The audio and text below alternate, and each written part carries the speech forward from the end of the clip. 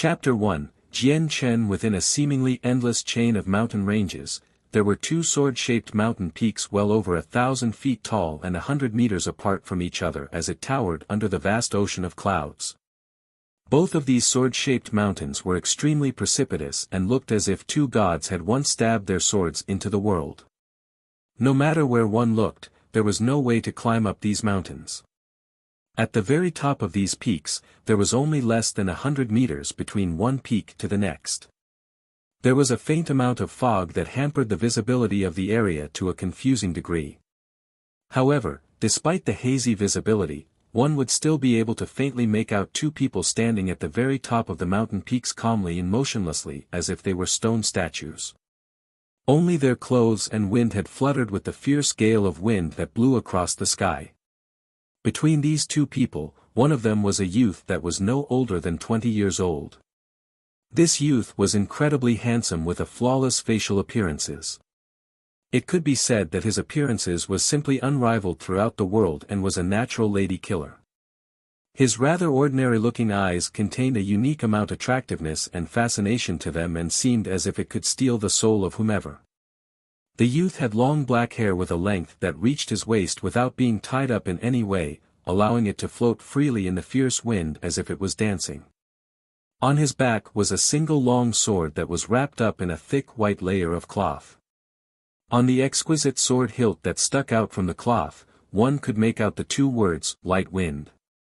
What was most puzzling about the sword, however, was the fact that there had been no ropes binding it to the youth at all. It seemed as if it was stuck to the back of the youth without any chance of falling, clearly a very hard display to explain.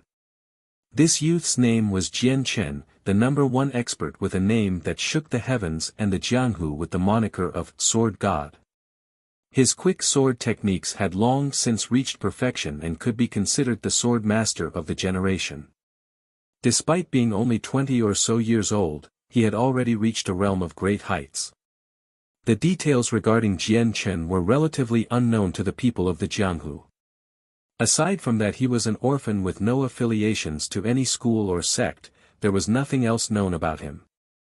His history was essentially a riddle, and the strong style of martial arts and the exquisite sword style he used had been an utter mystery on where to learn it. And on the other sword-shaped peak 100 meters away was a single large man wearing black robes. This was an elderly man who looked to be around 50 to 60 years old with hair that was tied up in the same fashion of the neck of a crane. Both of his elderly eyes lit up with a lively spirit that seemed to shine with a light that lit up the entire area. His gaze had been like a sharp sword that would make anyone unwilling to look straight at him. In his hand was a black and thick long sword. But what was most surprising was that this giant sword had no edge to it. This elderly man was the legendary figure that had disappeared from the Jianghu over 100 years ago, Wuxia. But that was only a nickname of his since no one had any idea on what his true name or identity was. The reason for this was because over 100 years ago, he had defeated every single, unparalleled, super experts. Nowadays, the amount of people that knew anything about Wuxia and were still alive were far and few. But even now, the splendid light he had cast in his former days had been passed on from generation to generation.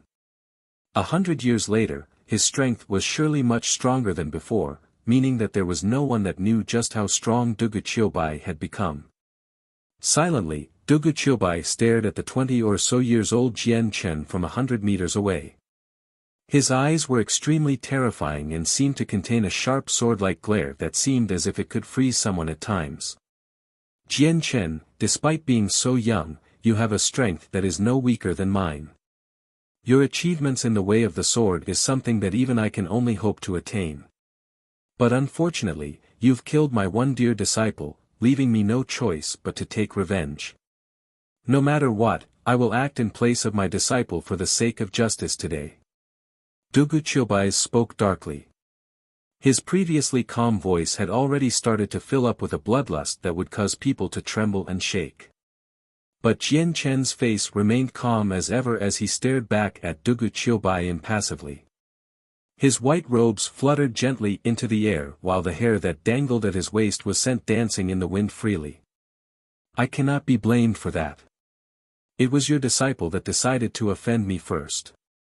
It could only be blamed on his lack of skill that he was killed by my own sword. Jian Chen's lips opened and closed gently as the words came flowing out from his mouth. Laughing angrily, Dugu Qiubai spoke, "A lack of skill? Very well then. Then today I will see just how experienced you are. Let this old man see where you will be able to execute me with your light wind sword." As he spoke, Dugu Qiubai waved his heavy iron sword. Immediately, a strong amount of sword qi began to escape the sword before shooting straight for Jian Chen 100 meters away with the speed of a lightning bolt. Unsheathing his sword with an impassive face, Jian Chen quickly drew out the long sword that had been on his back to his hand. This double-edged sword was about 1.3 meters long and 2 fingers wide with a white light. Stabbing forward with the sword, an even more fierce amount of sword qi appeared from the sword and shot towards the jet of sword qi from Dugu Qiubai with a speed almost impossible to see with the naked eye. Bang! The two rays of sword qi collided with a loud explosion that rocked the eardrums. A large wave of qi scattered away from the epicenter with great speeds, scattering the lingering wisp of mist and clouds nearby. Straight away, Jian Chen and Dugu Qiubai flew straight for each other, leaving the twin peaks they had initially been standing on. As they reached the midway point of the two peaks, they began to engage each in a fierce battle midair. The two men had strikes that were impeccably fast, and the sounds made from their weapons striking against each other had been an endless stream of metallic rings. A sharp amount of sword qi shot out from all directions from the two and left giant holes in the landscape around them. As a result, countless of rocks had been sent cascading down 1,000 meters below. Within several breaths' worth of time, Jian Chen and Dugu Qiubai had already exchanged several hundred blows at lightning-quick speeds. Afterwards, the two men had leapt back to their respective mountain peaks. Each person were in a worse-for-wear state and had more than enough tears in their previously perfect clothing. With a serious expression that seemed to grow even more grim each second, Dugu Qiubai growled, "What a fast sword! It is no wonder that no one in the Jianghu is able to break past your sword. But it is powerless against this old man."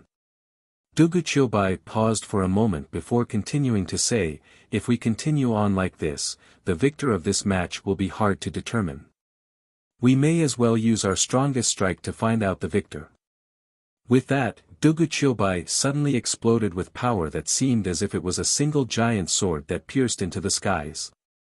Growing serious as well, Jian Chen too began to spike with a large amount of power that was by no means weaker than Dugu Qiubai. The power of the two men continued to escalate with an earth-shattering amount of force that filled the entire area. Soon enough, the power of the two began to cover the both of them and all over the entire mountains. Even the clouds themselves had a hole in them from the power exuded by the two. A fierce gale began to scream and whistle with an ear-piercing sound that was reminiscent of a ghost wailing into the winds. Down in the forests below, countless of animals began to let out terrified sounds as they began to scuttle away from the area as far as their limbs could take them. The strength of the two men on the peaks continued to escalate as they prepared to unleash their strongest strike. Kacha! Kacha! Not too far away in the mountains, several small trees were unable to withstand the power of the two. Snapping and breaking into several pieces, they were sent flying into the air and far away from the place. While Jian Chen and Dugu Qiubai's strength continued to rise, a stream of qi began to stream around them in a single revolution. Any trees or pieces of grass in the area had been pressed down against the ground in the face of their might, and several of the larger trees had even begun to shake back and forth. At the same time, a dazzling glow of white light appeared in Jian Chen's light wind sword while a jet-black light appeared in Dugu Qiubai's heavy iron sword. The qi circulating around the two men began to grow stronger and stronger until there was a rich white glow that surrounded Jian Chen completely, and a deep black glow that surrounded Dugu Qiubai inside. The both of them had disappeared into their respective colors while all that was left to see was two balls of light shining with the exact opposite colors of each other. Jian Chen's light wind sword had already been filled with a resplendent glow and had started to shake with a powerful sword chi that would cause anyone to feel frightened. His black hair had fluttered crazily in the winds while the white robe he wore fluttered with it. His entire body floated in midair, and a single look was all it took for him to be identified as a war god with an indomitable strength. As the two men's strength continued to climb up to the peak, the two men suddenly let out a furious roar that shook the heavens like a bolt of lightning and pierced the ear-drums. Straight away, a beautiful bright white light and a dark black light shot towards each other with incredible speed. In the instant where the two would collide against each other, there had been no sound as one would expect. When everything had calmed down, one could see that Jian Chen and Dugu Qiubai had changed spots. Each one were now on the other mountain peak away from each other with an equally pale face. A steady stream of blood could be seen flowing from Jian Chen's chest, staining his pure white robes instantly. In that split instance where the two sides had crossed paths, Dugu Qiubai's sword had pierced through Jian Chen's heart. As for Dugu Qiubai, he had lost his entire right arm, meaning that he would not be able to wield a sword any longer. The heavy iron sword that had been in it had long since dropped down 1,000 meters into the cliffs below. At the time where he had pierced Jian Chen's heart, he had lost his right arm in exchange. Standing silently on top of the mountain peak, a stream of fresh blood began to slowly leak from his mouth. His white face continued to grow paler and paler before it became as pale as paper. His heart had been pierced by Dugu Qiubai's sword, meaning that he was doomed to be stuck in an impasse where death was inevitable. Ha ha ha! Suddenly, Dugu Qiubai began to laugh from the mountain peak he was standing on. Jian Chen, with your talent, you would most likely be able to defeat me given several years. But how unfortunate it is for you that your strength is lacking from mine. In the end, you were still defeated by my hand. As he spoke, Dugu Qiubai sighed shortly. Ai, for an old man like me to see to the funeral of a genius, what a sorrowful matter. But however, I must do what I must to avenge my disciple. Sensing that he was slowly being cut away from the power of life, Jian Chen began to close his eyes. At that moment, he was at peace with himself. Death to him was no important matter. After all, after traveling so many years in the Jianghu, Jian Chen had killed many men and death had long since dulled his emotions. The only emotion he had felt in his heart was that he would have no more chances to explore the pinnacle of the way of the sword. Just as Jian Chen submitted himself to a realm of calm, a sudden but strange feeling appeared within Jian Chen's mind. In that crucial moment, Jian Chen's spirit seemed to have harmonized with his long sword. He was the sword, and the sword was him. There had been no difference between the two of them. It was almost as if the sword had already become a part of his soul. At the same time, a powerful and pure amount of world energy began to descend from the skies before flowing into his mind one stream after another. As it entered, it began to perfectly harmonize with his soul, and as the energy of the world continued to pour into him, Jian Chen could distinctly feel that his own spirit began to grow at an accelerated rate. Simultaneously, his soul began to leave his body and into the boundless mountains and fields ahead. At this very moment, everything within 5,000 meters could be distinctly seen in Jian Chen's mind. He could even see a single mosquito on the ground living as it pleased without a problem. At the verge of his death, he had somehow managed to break through. Chapter 2, Changyang Xiang Tian. Suddenly, the sword in Jian Chen's hand started to control itself. It was as if the long sword had a mind of its own.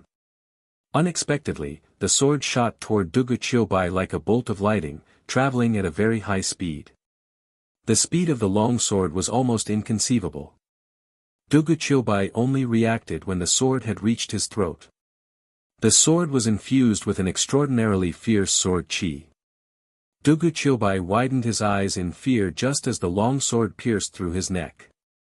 After finishing the strike, mist appeared from the hilt of the sword.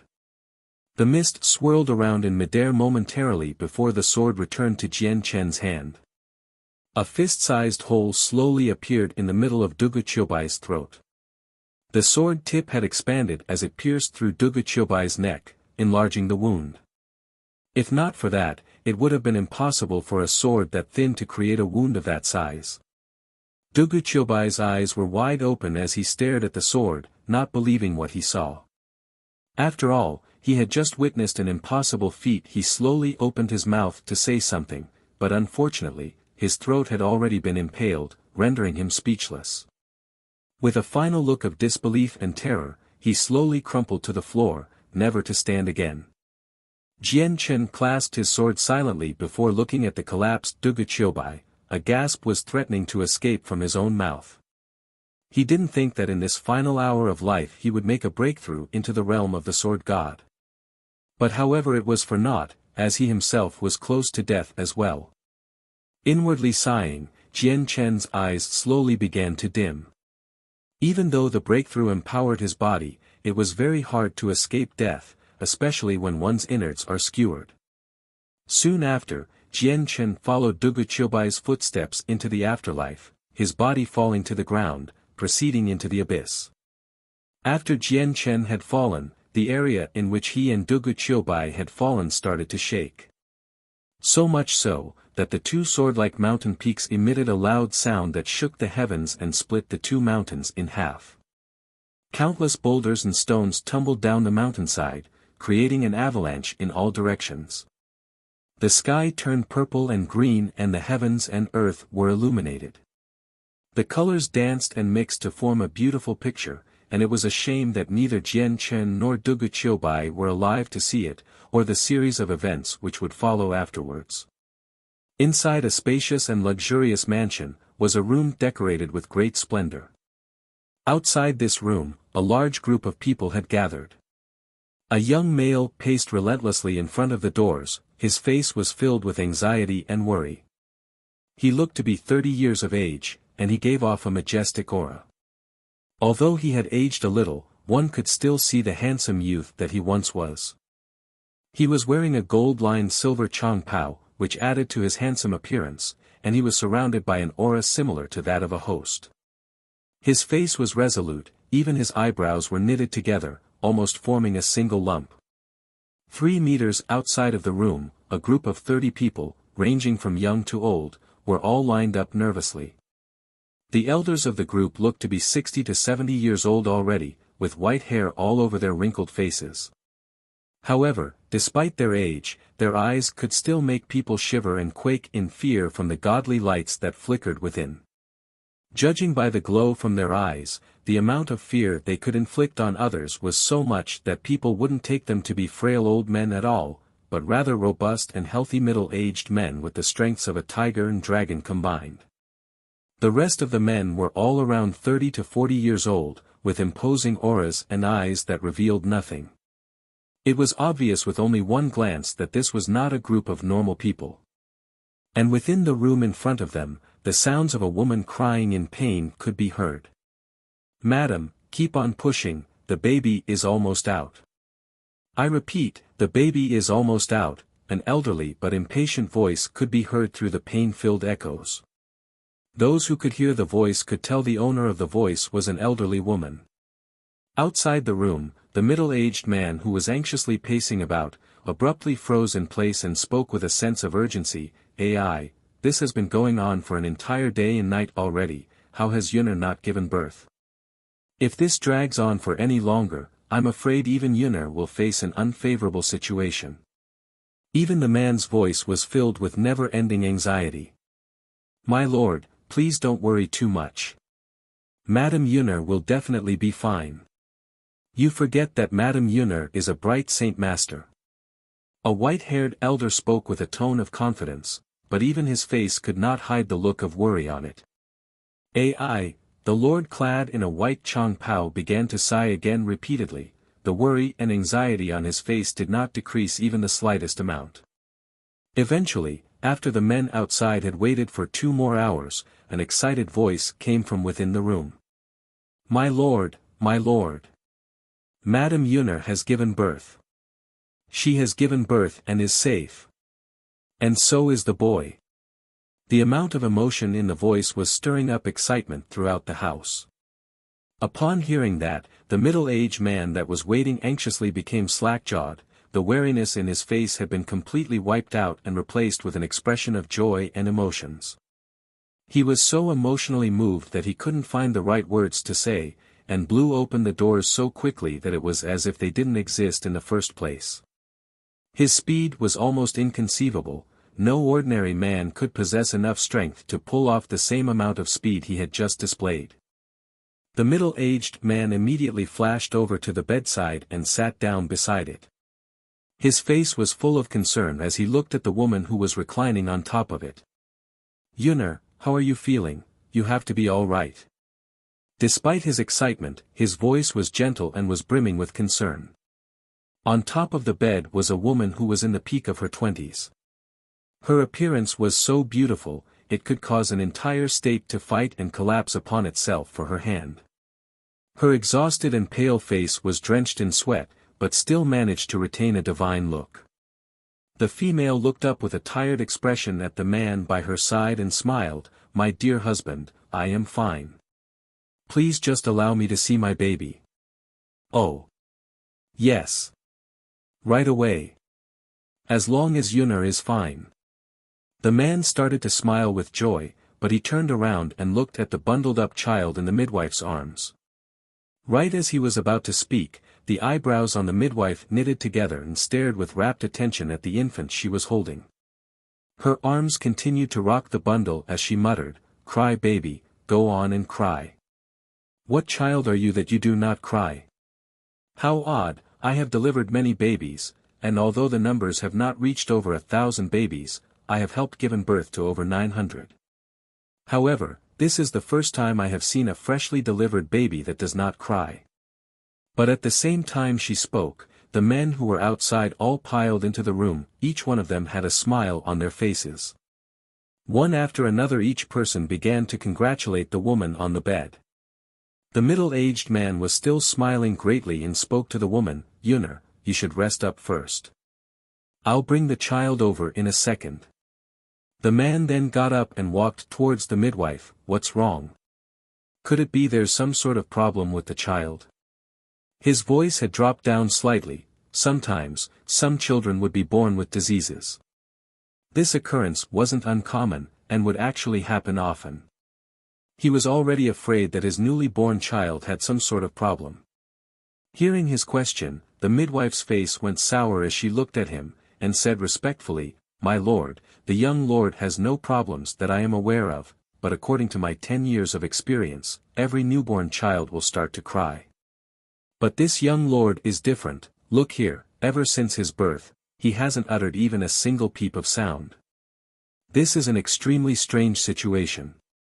The man's forehead creased in thought as he looked at the bundled infant.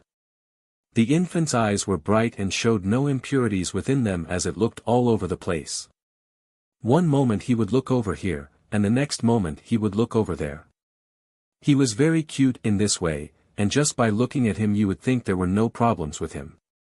However, the man didn't notice that the infant's bright eyes didn't have a single impurity in the vast abyss of his pupils. In fact, it had seemed like his eyes held a profoundness that shook the man's inner self, though he himself didn't believe it. Then as he put his hand on top of the infant, he saw a fine layer of yellow light suddenly float around his palm. Seeing the middle-aged man's movement, the midwife's face became uneasy. She was only a small midwife, one of society's lowest class, but even she was afraid if there was a problem with the child. If there was one, then the man would blame her, and she would not be able to recover from it. Despite the fact that this situation was not related to her in any way, she wouldn't have the power to say otherwise. The man quickly took his hand back, his own heart was finally at ease. A smile returned to his face once more as he laughed, "The child is safe and sound, I can't find even a single problem." He took the bundle from the midwife with another laugh. Upon hearing this, the midwife let out a breath of air in relief. With her heart rate slowly going back to normal, even she started to laugh in excitement. "What the Lord says is correct, perhaps this is a representation of the young Lord's future.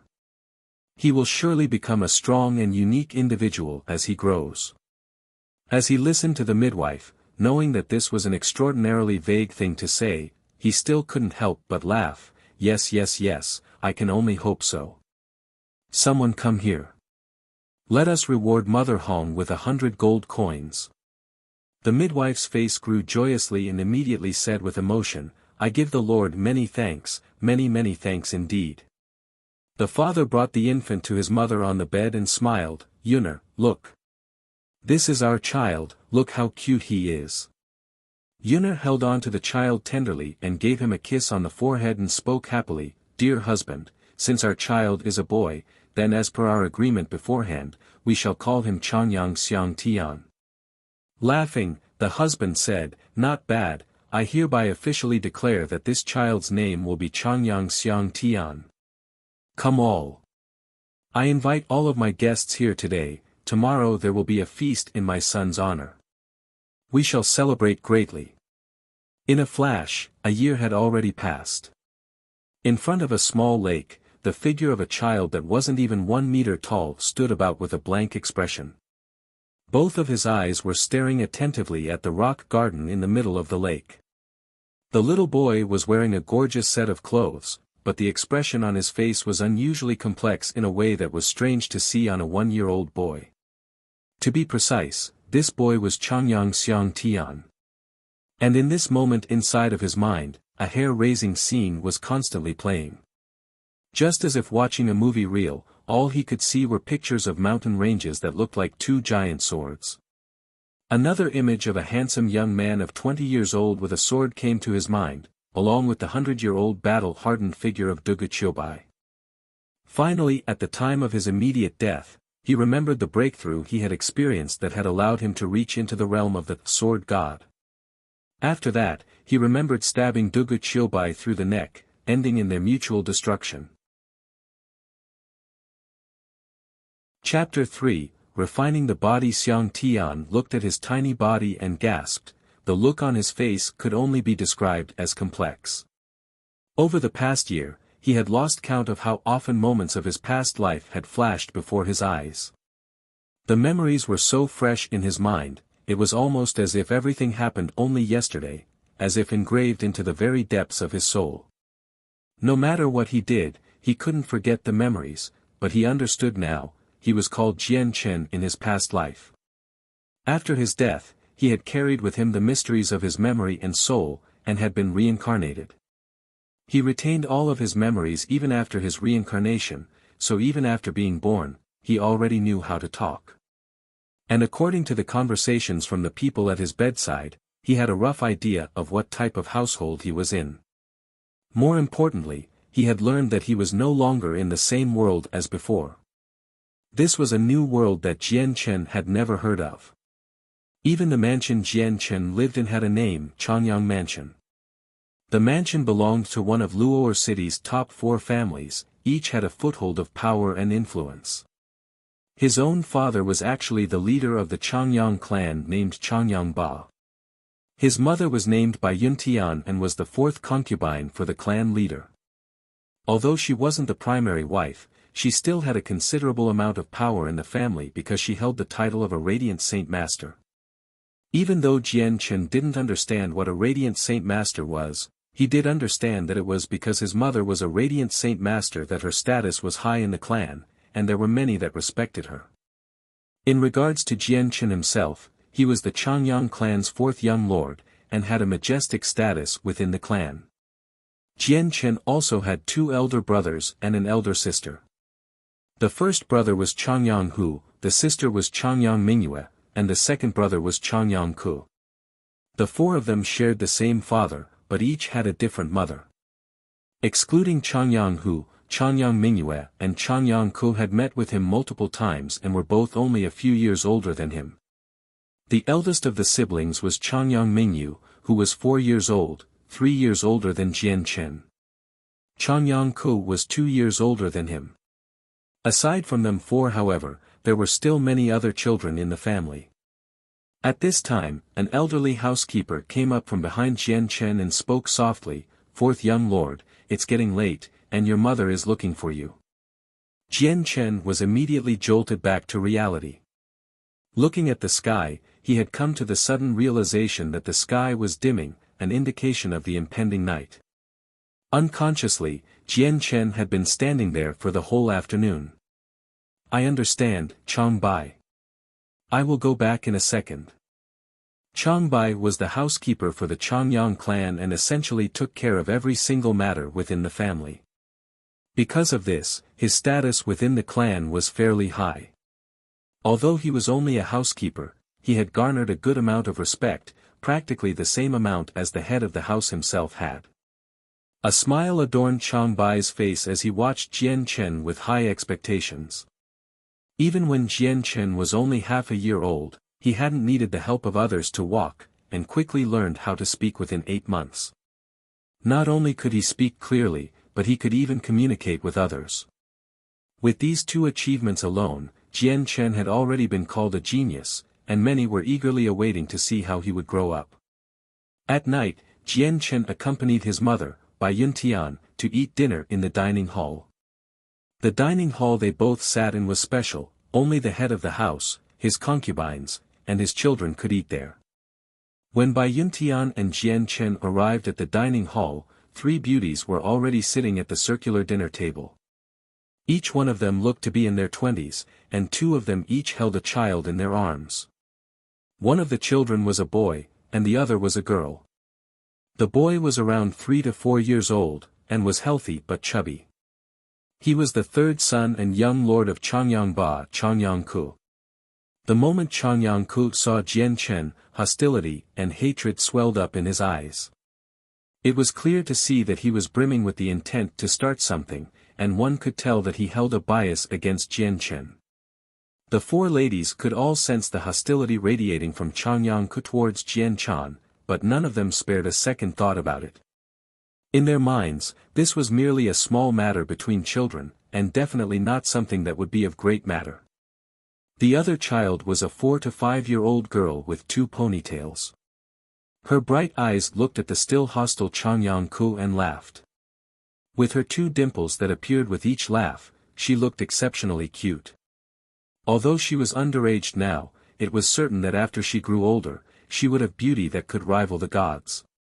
This child was the second born of Changyang Ba, as well as the sole female child Changyang Mingyue. "4th brother, you're here. Come and sit." Upon seeing Jian Chen, the smile on her face had become even more splendid, as she waved him over. Jian Chen nodded towards Changyang Mingyue as a greeting, and sat down with his mother at the dinner table. Bai Yuntian began to pamper Jian Chen, softly saying, "Xianger, say hello to your aunts and siblings." Without any other choice, Jian Chen looked at the pampered ladies, "Hello eldest aunt, second aunt, third aunt, second sister, and third brother." Ever since his mother had discovered that he could speak efficiently, she had been ecstatically teaching him the basic rules of etiquette. With Jian Chen's go-with-the-flow mindset, he didn't object to her teachings. It would prove beneficial to him in the long run as well in this new world. When he had first arrived in this strange new place, he had struggled intensely with this new body. Since he was reincarnated with his old memories, he still felt like Jian Chen.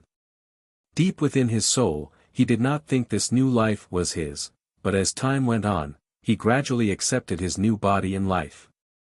No matter what though, Bai Yuntian was still his mother. Although it was a mystery on how he managed to retain his memories, they had been from a place on another world. It had no relationship to this new world, so Jian Chen had decided to hide away the memories in the deepest part of his mind. It was time to accept his new life and give it everything he had. The 3 ladies all smiled at Jian Chen. One of the ladies wearing golden robes laughed, "Sister Yunair, it would appear that Xiang Tian is getting more and more intelligent. AI, it's getting harder and harder to only see him as a 1-year-old child.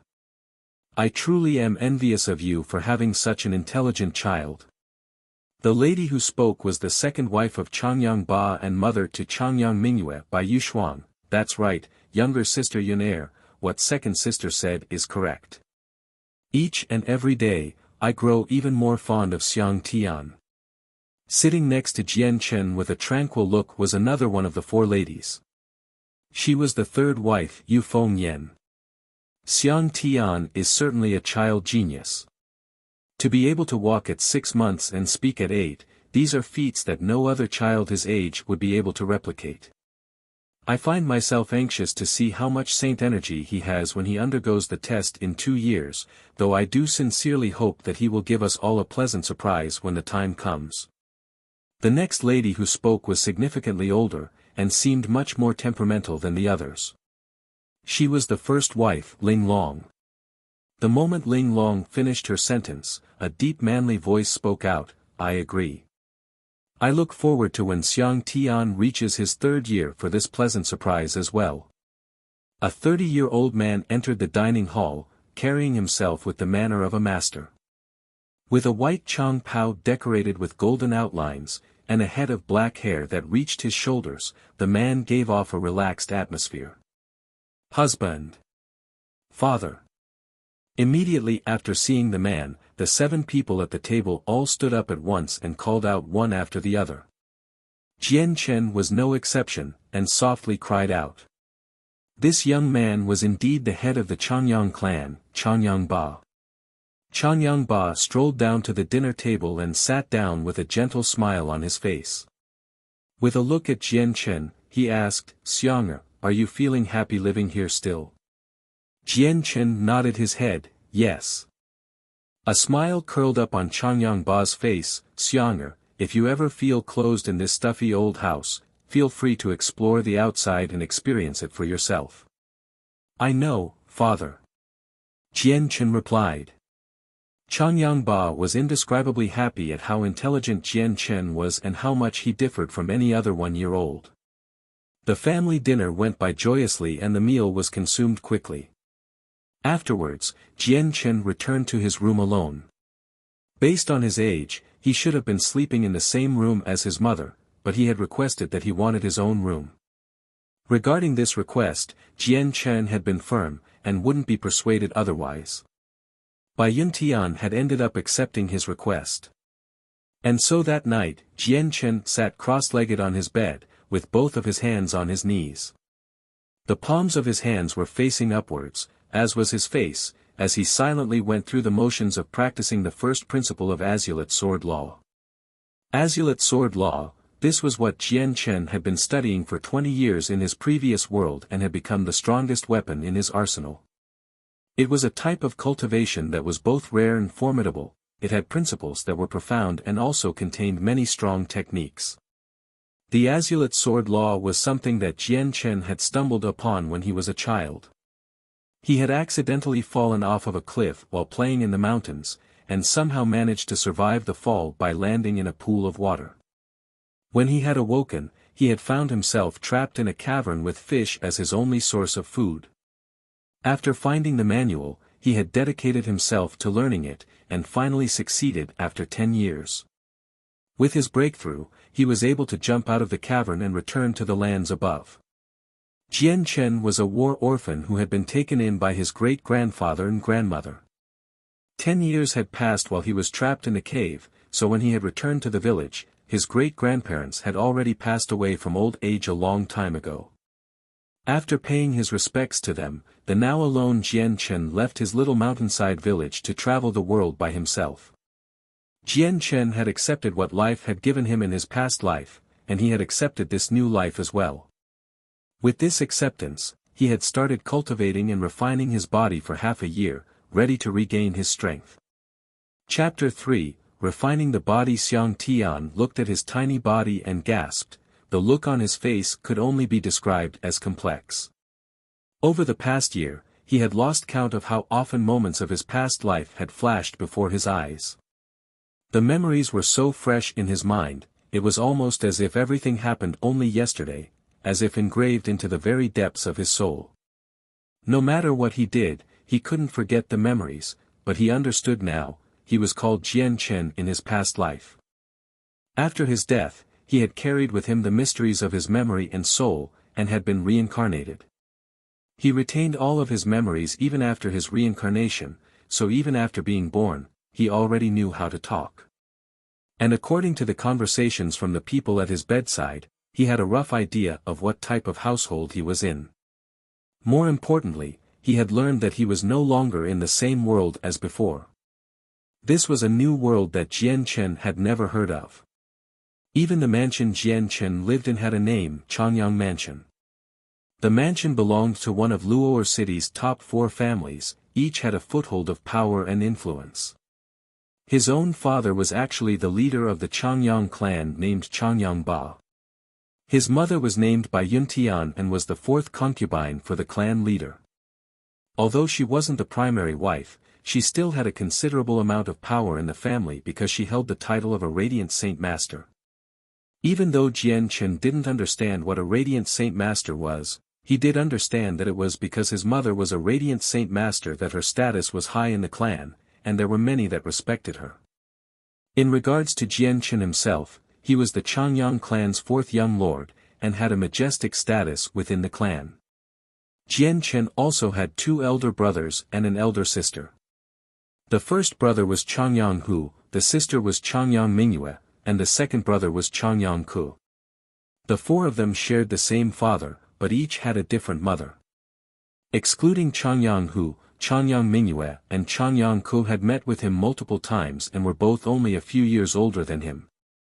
The eldest of the siblings was Changyang Mingyu, who was 4 years old, 3 years older than Jian Chen. Changyang Ku was 2 years older than him. Aside from them 4, however, there were still many other children in the family. At this time, an elderly housekeeper came up from behind Jian Chen and spoke softly, "4th young lord, it's getting late, and your mother is looking for you." Jian Chen was immediately jolted back to reality. Looking at the sky, he had come to the sudden realization that the sky was dimming, an indication of the impending night. Unconsciously, Jian Chen had been standing there for the whole afternoon. "I understand, Chang Bai. I will go back in a second." Chang Bai was the housekeeper for the Changyang clan and essentially took care of every single matter within the family.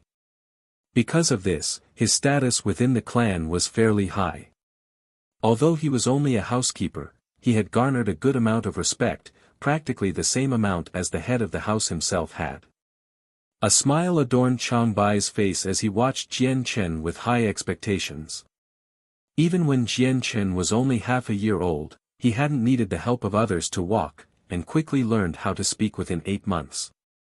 Not only could he speak clearly, but he could even communicate with others. With these 2 achievements alone, Jian Chen had already been called a genius, and many were eagerly awaiting to see how he would grow up.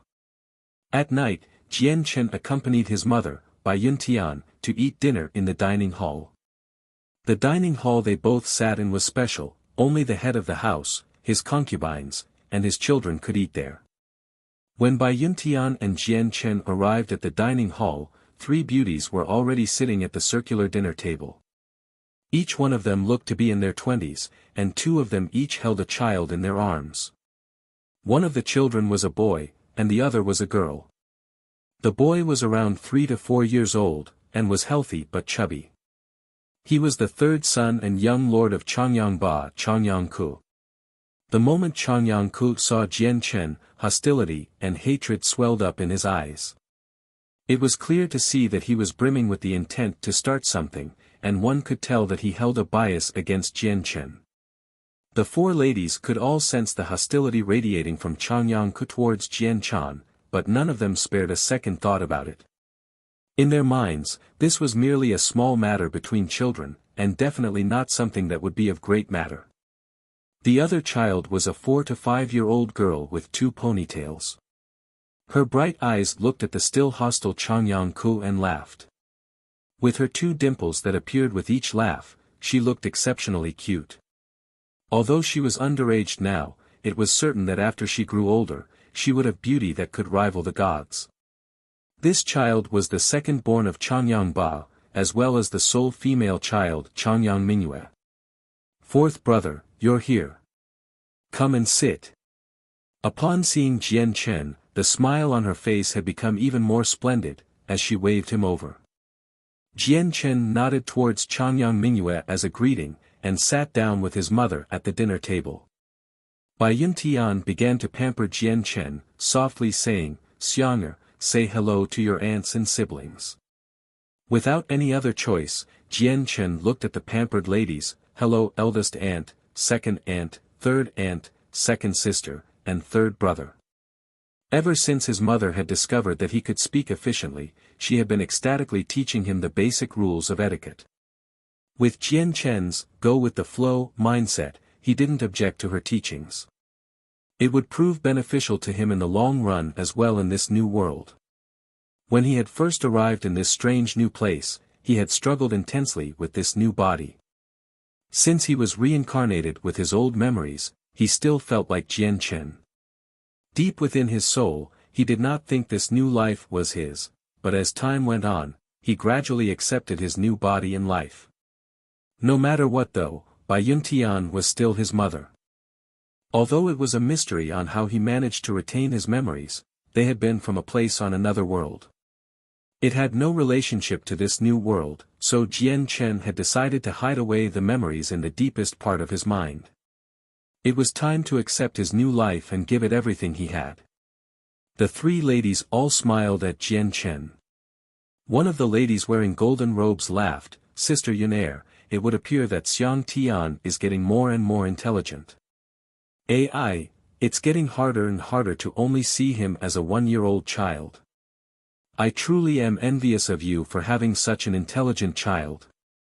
The lady who spoke was the second wife of Changyang Ba and mother to Changyang Mingyue by Yushuang. "That's right, younger sister Yunair, what second sister said is correct. Each and every day, I grow even more fond of Xiang Tian." Sitting next to Jian Chen with a tranquil look was another one of the four ladies. She was the third wife, Yu Feng Yen.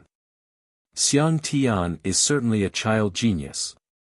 To be able to walk at 6 months and speak at 8, these are feats that no other child his age would be able to replicate. I find myself anxious to see how much saint energy he has when he undergoes the test in 2 years, though I do sincerely hope that he will give us all a pleasant surprise when the time comes." The next lady who spoke was significantly older, and seemed much more temperamental than the others. She was the first wife, Ling Long. The moment Ling Long finished her sentence, a deep manly voice spoke out, "I agree.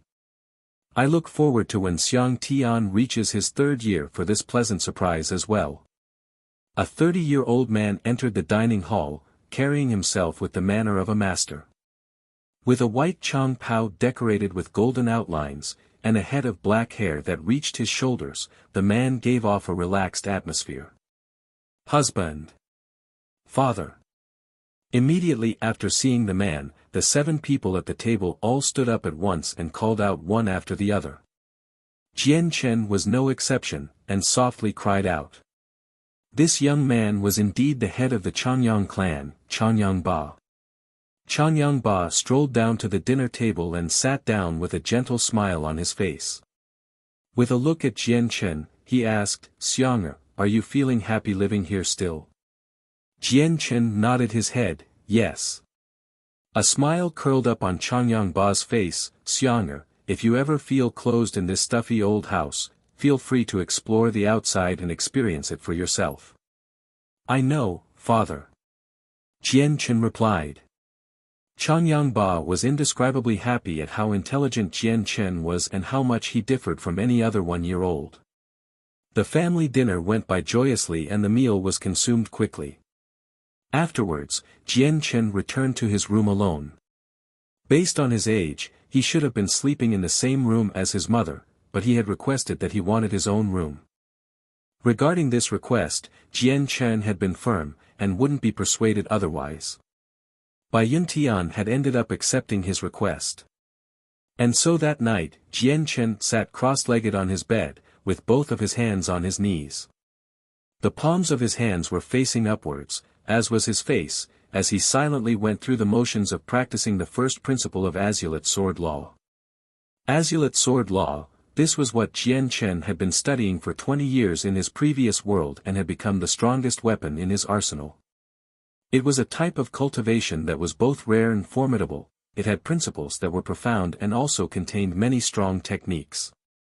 The Azulate Sword Law was something that Jian Chen had stumbled upon when he was a child. He had accidentally fallen off of a cliff while playing in the mountains, and somehow managed to survive the fall by landing in a pool of water. When he had awoken, he had found himself trapped in a cavern with fish as his only source of food. After finding the manual, he had dedicated himself to learning it, and finally succeeded after 10 years. With his breakthrough, he was able to jump out of the cavern and return to the lands above. Jian Chen was a war orphan who had been taken in by his great-grandfather and grandmother. 10 years had passed while he was trapped in the cave, so when he had returned to the village, his great-grandparents had already passed away from old age a long time ago. After paying his respects to them, the now alone Jian Chen left his little mountainside village to travel the world by himself. Jian Chen had accepted what life had given him in his past life, and he had accepted this new life as well. With this acceptance, he had started cultivating and refining his body for half a year, ready to regain his strength.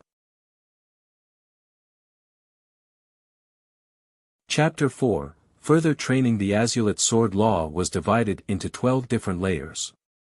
The first layer was cultivating the body. A common saying was that if one wanted strong martial arts, then one must first have a strong body. After all, martial arts relied on the efficient use of the body, hence why the first layer of Azulate Sword Law was pertaining to the body. Most martial artists relied on strengthening their bodies in order to improve their own strength. Therefore they would strengthen their bodies and end up with bulging muscles everywhere. It was clear to the naked eye how strong someone was by build alone. Some people had even built their bodies to the point of their bones being as hard as reinforced steel bars. To Jian Chen, this type of method to train the body would only ruin the body and would only narrow the potential of the human body. So although this method would increase one's strength past a normal person's, at the same time, it would bring about a large amount of damage to the body. The people who trained this way generally had a short lifespan. When they were in the elderly phase, diseases and impairment within the body would happen at a higher frequency for them. The wandering martial artists of the world have many different sects with their own way of cultivating the body, but to Jian Chen, these methods were mediocre. These were not the right paths to take. Even the Shaolin way of I Ching Jing was no exception. Even though the principles of I Ching Jing were beautiful in how it cultivated the inner strength and how it also strengthened the outer muscles, but I Ching Jing's way of strengthening the body was still the same. It didn't strengthen the very core of a human and only focused on external force only. This could not be considered the pinnacle of cultivating the body if it did not target the entire body. The methods written in Azulate Sword Law were truly profound and magical. By absorbing both the chi of the heavens and the earth and then transforming it, one could incorporate it within the bones of the body. This allowed every organ and even every single cell in the body to be strengthened to their limits. The original frailty would be cast away and the body would reach the most optimal state while giving the body endless amounts of benefits like a longer lifespan. When one practiced the later methods, your corporeal body would reach new heights in strength, and as Azulate Sword Law indicated, if one could reach the highest levels of cultivating the body, then they could even live as long as the heavens and the earth. However, this method was associated with one's own strength. If one's chi was stronger than the physical body, then Azulate Sword Law would use that chi and incorporate that into the body to become stronger. In the case that one's physical body and one's chi strength were both at an equilibrium, then one would have to make a breakthrough to reach the next level. Only with this cycle would one be able to continuously improve their entire body without limits. Jian Chen was slowly absorbing the world's chi in a never-ending stream and was circulating it in a cycle throughout his body. Then under Jian Chen's control, the chi would be incorporated into his cells and organs. Ever since he had arrived at this strange new world, one of the few things that had excited Jian Chen was the world essence. The world essence was extremely dense, perhaps 100 times more dense than the chi back in his world. Compared to the previous world, Jian Chen had nowhere to go but the old mountain range where he had died. One world was paradise, the other world was hell, the difference was simply that clear to see, so Jian Chen was extremely happy about that. However, what Jian Chen couldn't understand was the difference between the world essence of this world and the world essence of his past world. While both were the same in feeling, Jian Chen was carefully discovering that the world essence had an extra type of energy. This type of energy was a small part of the world essence and was interconnected as if blended together so that they could not be separated. When he had absorbed this new type of energy into his body, nothing negative happened. So because of that, Jian Chen had not tried to remove the clearly different energy from the world essence.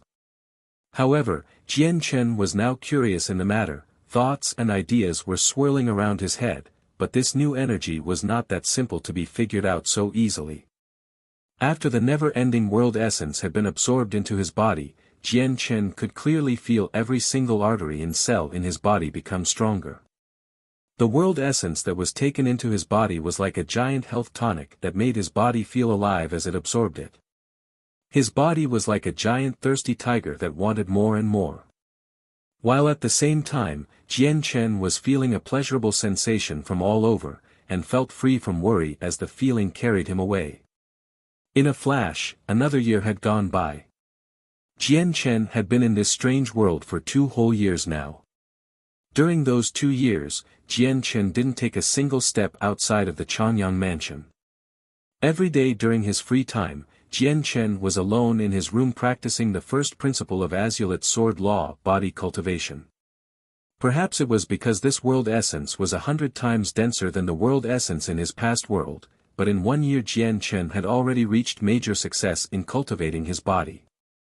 At the current moment, without a doubt, if an average person swung an average sword at him, then his body would not be scratched at all. He had trained his body so much that even a single cut would not be made. Of course, this was only what Jian Chen had thought of himself. He wouldn't dare try it out on himself personally. In this past year, Jian Chen's body was developing at such a fast rate, it was inconceivable. In a single year, he had already reached a height of 1.2 meters, an abnormal height for a 2-year-old. This height had actually made him look to be closer to 5 or 6 years old instead. Because of this, everyone in the Changyang mansion had been alarmed beyond belief, although many of them still had vast expectations for him. Expectations hoping that he would be a genius with unlimited potential, but everyone would have to wait for when he turned 3 in order to confirm anything. Regarding this expectation put on him, Jian Chen couldn't help but feel helpless. He didn't understand that the reason why his body had grown so fast was due to practicing Azulite Sword Law, because back in his previous world, he did not have Azulite Sword Law by his age. Although he still accompanied his mother by Yuntian to the dining hall, but as usual he had still shut himself off in his room every night. Sitting on the bed with crossed legs and his hands on his knees, he would close his eyes and face the sky once more. But this time, Jian Chen wasn't cultivating his body, but instead he was pondering. It had been 2 years since he arrived at this world, and in those 2 years, he had never seen the outside world from beyond Changyang mansion. He spent the majority of his days locked up to cultivate his body. Up until now, he still did not understand much about this world. Outside of Changyang mansion, he practically knew nothing about this world, even what the outside world looked like. He understood in his heart that in everyone else's eyes, he was a 2-year-old boy. A 2-year-old boy would generally be happily cherished by his parents while growing up carefreely. Jian Chen, however, would not be in that situation at all. As he was thinking on his bed, Jian Chen finally decided that tomorrow morning, he would ask his parents. It was important for him to know and understand what the outside world was like in this world. After thinking it out, Jian Chen slowly opened his eyes and got off the bed. Tonight, he would not be cultivating his body on top of his bed as usual, but instead he would stand in the central point of his room with his eyes closed. In Jian Chen's mind, a pair of mysterious footsteps began to appear. Then a picture appeared inside of Jian Chen's mind. Just like a movie reel, the picture never seemed to stop, but all he could see was a figure wearing a white changpao. It was a young man holding a sword that was quickly pacing through a mysterious land. He was walking so fast, that a regular person would have a hard time seeing him clearly. Because the young man was walking far too quickly despite the small amount of room he was in, a series of after-images were trailing behind him. This figure was the previous incarnation of Jian Chen, and the steps that were appearing were actually symbolizing Azulite sword law, truly a mysterious image. As the morning daylight shone through a crack of a window into his room, Jian Chen suddenly opened his eyes as he stood in the middle of the room. In this hour, he had finally moved. His legs moved so fast that it was practically a blur. For his legs to maintain this type of speed for some time, even most martial artists wouldn't be able to keep up in this condition. Jian Chen's legs were moving in a mysterious way as he walked about in a certain trajectory. As he moved around his room quickly, his legs had whipped up a small whirlwind due to the extremely fast-paced movement he was making. Although this event did not go on for long, Jian Chen stopped moving, as his face was turning paler by the second. Slowly gasping for breath, both of Jian Chen's legs couldn't help but shiver and quake as he paused. Jian Chen slowly walked to his window and sat down next to it. Bending his lower back, both of his arms massaged his legs continuously. Pursuing the mysterious footsteps for that one moment had caused his legs to become incomparably weak. He couldn't even use the smallest amount of power in his legs anymore. Jian Chen shook his head helplessly. No matter what type of martial art to cultivate himself, the first thing he had to do was attain a better build. Not only that, but the more profound a martial art was, the higher its requirement. When it came to the exercise of following the footsteps, if he did not have a strong physical physique and a strong qi, then he would not have been able to last very long. Of course, normal practitioners would not be able to hold up for as long as he had, and if they had tried, then they would have exerted their body beyond what it could take and damage it. It was not easy to acquire a profound ability after all. Sitting by his bed after massage his legs, he waited for his leg to be returned to their original state before sitting cross-legged on the bed again. Once more he began to absorb the spiritual qi from the world and absorb it into his body. The night went by quickly, and in a flash the sky was filled with the colors of the day. And at that moment, a sound could be heard coming outside of Jian Chen's room. "Fourth Master, it's daytime, time to get up," came the obviously feminine cry. Hearing the sound, Jian Chen slowly opened his eyes and cried out in his childish voice, "I know, Sister Honghua, I'm already awake." With that said, he climbed down from his bed. Yet at this time, the door was opened, and two girls around the age of 18 came walking in. Both of them were carrying a small serving tray with a basin on it. Rolled around the basin was a new clean and tidy towel meant for him to wash his face with. The other tray had also another basin for Jian Chen to wash his teeth in to prepare himself for the day.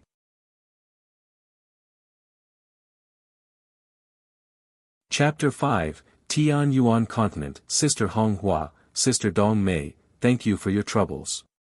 Looking at the 18-year-old girls, Jian Chen thanked the two quietly. These two maids were the servants of the Changyang family and were specifically meant to cater to the everyday needs of Jian Chen. Since Jian Chen was always by himself in his room, his mother by Yuntian had hired two servant girls to wait upon him. Hearing Jian Chen, the two girls laughed sweetly and then said, "Fourth Master, by all means, don't be so polite. We are just doing what we are supposed to do." "That's right, Fourth Master, please refrain from being so courteous in the future. If the elders hear about the treatment you're giving us, then we may be penalized harshly," the other servant girl had said. Jian Chen smiled, "Don't worry, I wouldn't talk like this if others were around." Jian Chen was extraordinarily intelligent, and the Changyang mansion had strict rules regarding statuses. If the fourth master was to be heard saying such words, then it would be sure that the two girls would not be punished lightly. After washing his face, Jian Chen departed from his room and walked toward his mother's room as usual. The distance between the two wasn't far, it was only 20 meters away from his own room. Shortly after entering the room, Jian Chen saw his mother at the dressing table putting on makeup with the help of her own two servant girls standing next to her. "Xianger, you're here earlier than usual today. With a glance at Jian Chen, a gentle smile full of love and adoration could be seen. Seeing that expression of love on her face, Jian Chen's own heart became soft. In his previous world, Jian Chen had lost both parents when he was small and thus had never known about motherly love, or even experienced it. But when he had came to this world, he had clearly felt the power of this motherly love. And so because of that, he had started to treasure this feeling of love slowly over time. Jian Chen walked up to the side of his mother and rubbed his stomach and said with an embarrassed laugh, "Your son is hungry." After the rigorous exercise from last night, he had been feeling the slight pangs of hunger. Bai Yuntian placed a gentle hand on top of Jian Chen's head and laughed, "Then in a moment mother will take you to the dining hall to eat." "Yeah." Jian Chen nodded his head, a look of satisfaction on his face. In his heart, he secretly enjoyed the loving concern his mother had shown him. Pausing for another second, Jian Chen opened his mouth again, "Mother." Bai Yuntian looked at Jian Chen warmly and said, "Xiang'er, if you have something you want to say, say it." Jian Chen hesitated for a second before recollecting his inner thoughts. Looking at his mother again, he said, "Mother, could you please tell your child what the outside world is like?" Hearing Jian Chen, Bai Yuntian was clearly shocked by his question. Opening her mouth, she asked, "Xiang'er, could it be you're interested in the outside world?" "Your son is only curious," he answered. Bai Yuntian laughed, "Xiang'er, the outside world is extremely vast and also extremely complicated. The matters of the outside world could not be made clear through words alone. If you want to learn about it, then it would be best if you went to the library and read a few books on it." Even as she voiced her answer, Bai Yuntian's face had looked a little bit helpless. "But Xiang'er, you still don't know how to read, even if you go to the library, you wouldn't be able to read any of the words." "Mother, then why don't we bring some people to teach me how to read?" Jian Chen's voice contained some dissatisfaction. Giggling, Bai Yuntian said, "Xiang'er, you are only 2 years old. Your mother has never heard or seen a 2-year-old child learn how to read before. Even in the entire Tianyuan continent, this type of situation has never happened before. Generally speaking, the earliest any child has ever started to learn to read was when they were around 4 to 5 years old." Jian Chen understood instantly, "Mother, your son wants to learn to read. Could you please find some people to try and teach me still?" Bai Yuntian was speechless, but a happy smile crept up on her face nonetheless. "Xiang'er, learning to read is an exhausting task as well as being extremely boring. You must understand that there are many different words in the continent. This isn't something that can be learned quickly. Are you sure you want to start learning now?" Jian Chen nodded his head in confirmation, "I am." Hearing Jian Chen's answer, Bai Yuntian's smile became even more splendid. With a happy laugh, she said, "If this is what Xiang'er's request is, then mother will support you entirely." Turning her head, she called out, "Xiao Lu. In a moment, go to Lore City and hire the most prestigious teacher and bring him to the mansion so he can teach my Xiang'er how to read." "Yes, my lady." The servant girl who was combing Bai Yuntian's hair agreed respectfully. "Xiang'er, it's been a decent amount of time, let us go to the dining halls before the both of us starve." The day went by quickly, and when the second day came, the teacher Bai Yuntian had hired arrived at the mansion and began to teach him to read. And so from that moment on, Jian Chen would spend his daytime earnestly studying how to read. Since he retained some mental fortitude and knowledge from his memories of the past. Learning the written language of this new world was not all that difficult. Combined with the teacher who was putting his heart and soul in teaching him as well as his amazing memorization capabilities, learning to read was extremely fast and easy for him. In just a short span of 3 months, he had already mastered the most basic words of the continent. Jian Chen's learning rate had made the teacher exclaim in astonishment. Immediately after Bai Yuntian had learned that he had learned most of the written language in 3 months, she couldn't believe it. In the end, she had put Jian Chen in a test before she could accept the fact. If one wanted to read and write most of the words used in the continent to the extent Jian Chen had, then one needed to spend at least 2 years. To have Jian Chen accomplish this in 3 months while it took most 2 years, not even any of the geniuses could claim to have accomplished this feat. This achievement quickly reached the ears of Jian Chen's father. Changyang Ba had then personally paid a visit to Jian Chen about it. "Xiang'er, you have endured much in such a short amount of time, it's time to relax for now. Let your father give you a reward, since you have painstakingly learned to read in these past few months. I don't know what reward Xiang'er would want though." Changyang Ba's face contained a smile as he looked down at Jian Chen as he spoke. Having such a genius for a son, he was extremely proud of himself and cared much more for Jian Chen than any other child automatically. Hearing this, Jian Chen's eyes brightened and thought for only a few seconds before responding, "Father, would you allow your son to go to the library and read some of the books there so I can get some experience and learn even more?" Changyang Ba's eyes brightened as he looked at Jian Chen with gratification. With a loud laugh, he said, "This is no problem at all, Xiang'er. You have a heart that desires to improve itself, and your father is proud of this.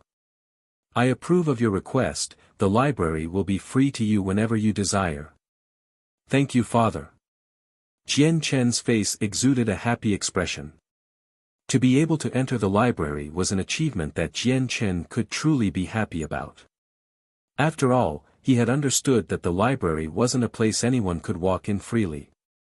One had to be 6 years old or older and had to be directly descended from the Changyang clan in order to enter. Of course, if one received the permission from the clan leader, then the requirements could be waived.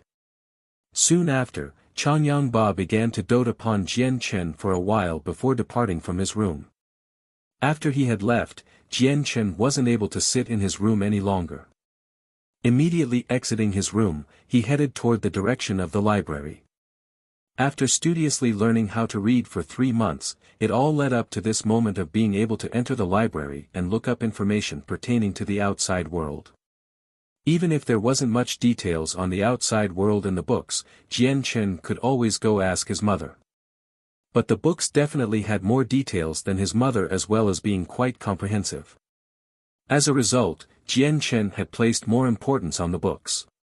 The location of the library had already been answered for Jian Chen a long time ago.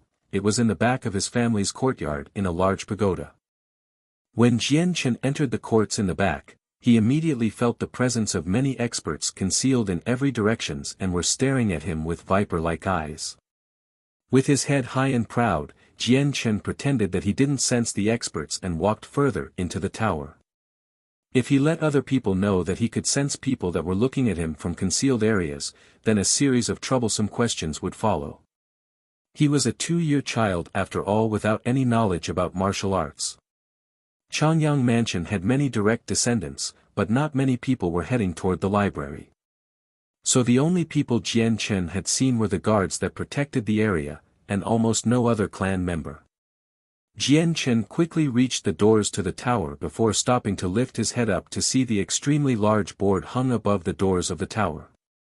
The words, "Book Pavilion," were written in fancy writing, with 2 guards standing below it. When he looked at the 2 guards, he could tell these guards were definitely not lacking in strength. Waiting for the gates to open, Jian Chen then walked in directly without being obstructed by the 2 guards. They were almost like wood carvings that stood motionlessly on the side with their backs straight. Even when Jian Chen had appeared, the 2 did not even greet him. As Jian Chen entered the inner tower, a long and narrow corridor greeted his eyes. It was daytime on the outside, and light shined down beautifully, leaving a sight like none other. On the walls of the corridor, a bright moon pearl was hung and gave off a light to illuminate the hallway.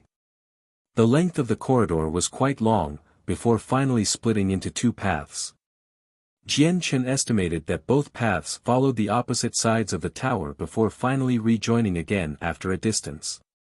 "Fourth Master, the clan leader has said you have the authority to access the left side of the tower." An elderly voice called out. Coming out from the shadows slowly was a tall figure. Jian Chen turned around after hearing this. Although the light in this part of the tower was dim, he could clearly make out the appearance of the figure in the midst of the shadows. It was an elderly figure with white hair and wrinkles all over. Wearing a silver chong pao that was devoid of any other colors, even still he was relatively normal looking. No one would suspect he wasn't anything more than an ordinary elderly man. No matter how much Jian Chen looked at the old man, he couldn't see anything but mediocrity. Although he still didn't dare underestimate the old man. It was his inner instincts that told him that this old figure was an expert with extraordinary strength. The strongest man he had seen since he had entered this world was his father Changyangba, but it was impossible to measure his father to what Jian Chen was feeling from this old man.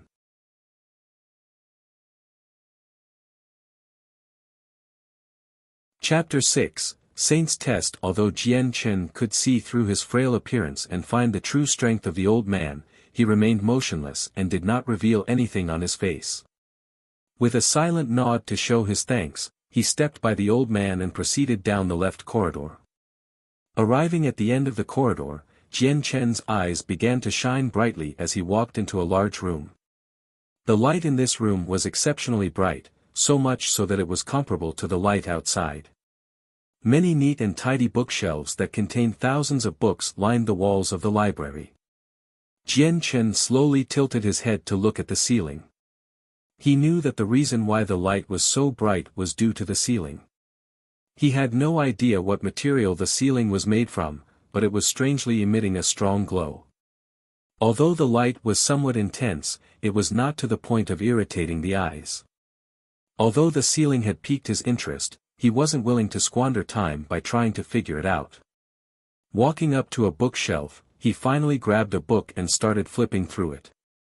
The book had fairly clear descriptions written inside, despite it not being as thick as the others. It had taken Jian Chen 3 hours to completely read through the book. Because of this, he had finally gained some insights regarding this strange world.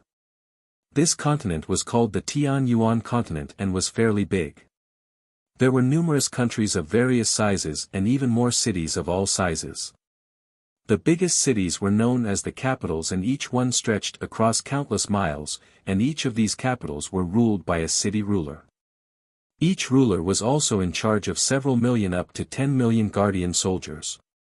However, within the entire Tianyuan continent, there were only 7 capitals, while 3 of the 7 were controlled by a single strong empire. Among the strongest empires were the Karl Empire and the Felicity Empire, who both controlled 2 capitals each. It was the Holy Empire that controlled the first 3 capitals. Under the capitals were the king cities, but the king cities were smaller than the capitals by a huge amount. Practically every kingdom had at the very least 1 king city, and each king city had 1 million guardian soldiers. Under the king cities were the first-class cities, which had 800,000 guardian soldiers. The second-class cities had 400,000 guardian soldiers each. Under the second-class cities were the varying villages, which all had their own guardian soldiers, but their numbers wouldn't reach over 50,000. Even their strength and numbers varied greatly. The Tianyuan continent had people that all practiced something called the Saint Force. When their Saint Force reached the 10th level, then based on the expert's ideology, the Saint Force will condense into a Saint's weapon. There were over 1,000 shapes, and each were completely dependent on the expert's ideology.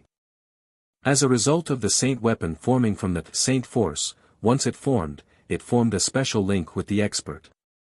Some people with an outstanding gift would receive a Saint weapon with a special attribute.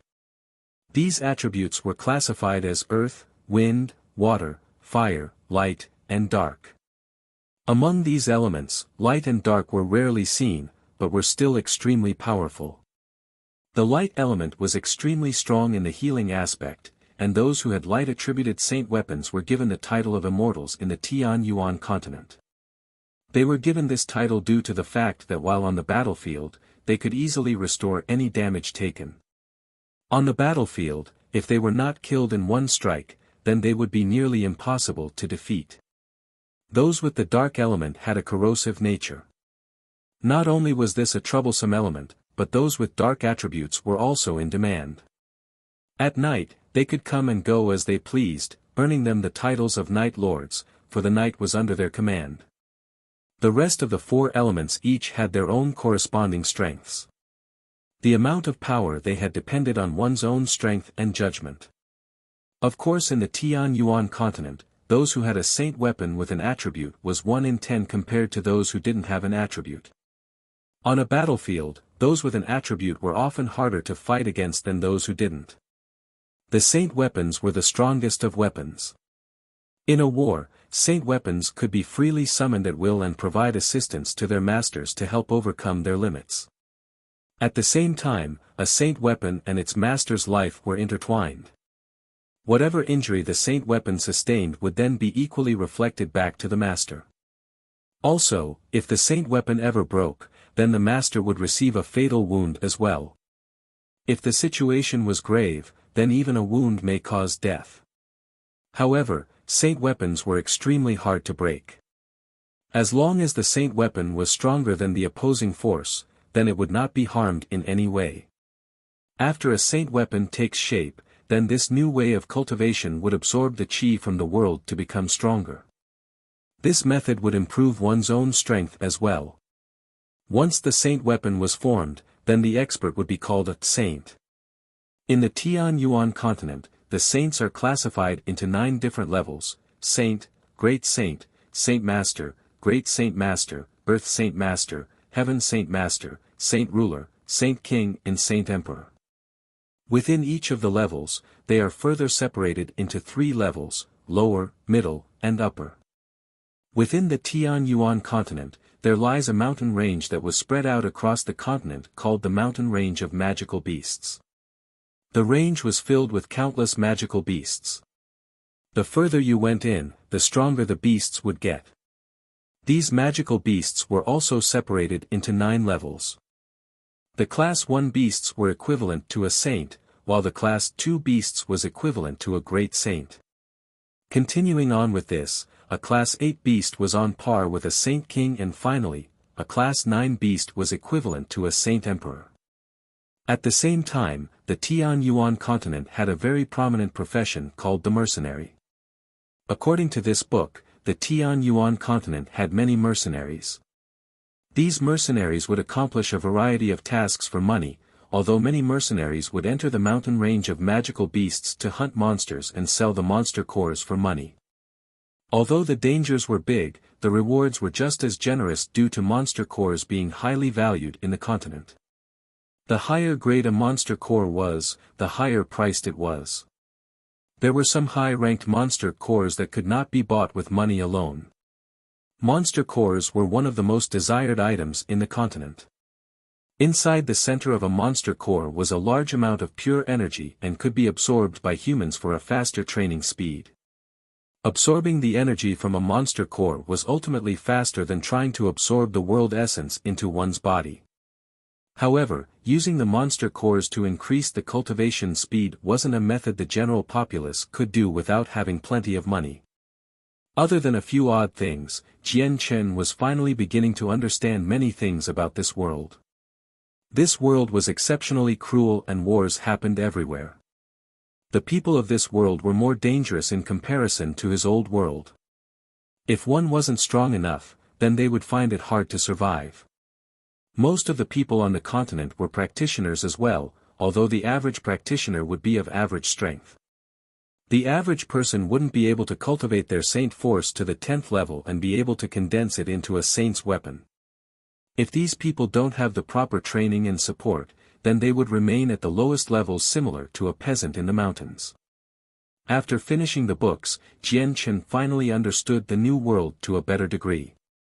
Saint weapons, elements and attributes, magical beasts, monster cores and mercenaries, everything was a new experience to Jian Chen that gave his heart a thrill. He was looking forward to the new world and desperately wished to leave the Changyang mansion immediately. To be able to experience the outside world would be a refreshing change of pace. However, Jian Chen knew that he would not be able to fulfill his desires in the upcoming years. His parents would never allow a 3-year-old child to leave their home for the outside world. Even if he could leave his home, he would have no way of defending himself. After a long period of time, Jian Chen decided to put even more effort into his training. Aside from his daily meals, every day was spent training alone within his room. He still hadn't completed the basics of the cultivation stage of Azulate Sword Law, so the world essence he had been absorbing was distributed equally throughout his body, entering each cell and strengthening his body. It was only when his body could no longer be strengthened by the world essence would Jian Chen be able to break through to the second stage, where he would start the formal training of his true qi. Currently, Jian Chen still had the physique far beyond that of a normal person, however some regions of his body where qi previously gathered in his past world were still empty. In his previous world, Jian Chen had managed to finish the cultivation stage within a single year. Since this world essence was stronger by at least twofold, even though it was taking him more than 2 years to make a breakthrough, his body was getting stronger and stronger, giving his current body the potential to be even stronger than his previous body.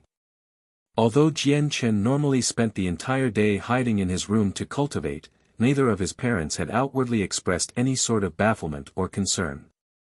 The reason for this was because in the Changyang mansion, the parents would generally teach the children a method of breathing and let them train for a year. By the 3rd year, these children would take a test to see how strong their saint power was and evaluate their potential as well as their aptitude. When Jian Chen was 2 years old, Bai Yuntian had taught him the same breathing method as the other children had learned. However, Jian Chen had taken this breathing exercise and tossed it into the depths of his mind, for Jian Chen had felt that this sort of training was like giving an adult a child's toy to play with. As a result, Jian Chen had locked himself in his room. People passing by had only thought that Jian Chen was practicing the breathing method, and paid no attention to him. The following morning, Jian Chen had finally finished last night's cultivation exercise. Today was a special day for him, since it was his 3rd birthday. At the same time, today would be the day that he would undergo the very same test as any other 3-year-old in the Tianyuan continent, the Saint's Test. Accompanying his mother Bai Yuntian to the dining halls, Jian Chen was then later taken to the Changyang clan's official main hall. The Changyang mansion covered a large amount of area, and compared to the area Jian Chen was used to, he had only experienced a small portion of the land. Walking along the road, Jian Chen looked at the mansion without stopping. In his first 3 years, Jian Chen had spent the vast majority of his time within his own room and cultivated, very rarely did he stroll around the mansion. Within the Changyang mansion, a large group of uniformed patrolmen were walking around the area. Many sharp eyes were staring all around from hidden areas, and despite it being the daytime, they still did not show the slightest sense of relaxation. As Jian Chen walked past a series of training grounds, a young, but soft shout had gotten his attention from the inside. A mere glance inside would show a small group of 10-year-olds being taught some martial art drills by a middle-aged man. Jian Chen understood in his heart that these children were disciples born directly into the family line. The Changyang clan had about 1,000 clansmen. Although half of them were guardsmen and servants, the other half were members that were born from within the clan line. Walking past the training grounds, Bai Yuntian led her son to the middle of an official-looking hallway. This was where Jian Chen would undergo the Saint's Test.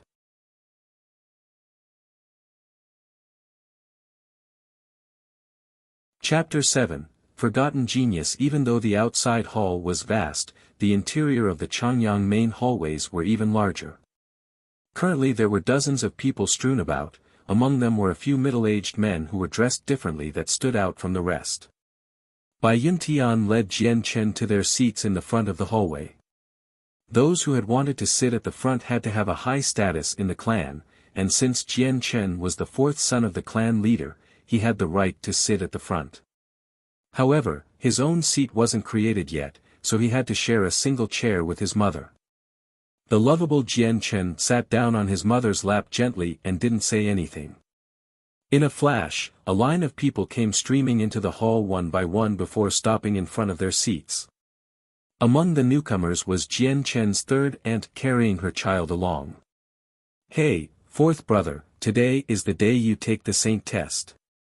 You have to work hard so you don't let 2nd sister down." Changyang Mingyue's pretty face smiled at Jian Chen as she spoke in a soft but enthusiastic voice. Although she was soft-spoken, everyone in the hall had clearly heard who and what she was talking about. Ming Yu. Her mother looked at her sharply as she spoke with soft rebuke. Changyang Mingyue laughed and stuck her tongue out at Jiang Chen. Without any further words, she peacefully sat down right next to her mother's side as her bright eyes blinked rapidly as she sized up the other people in the hall.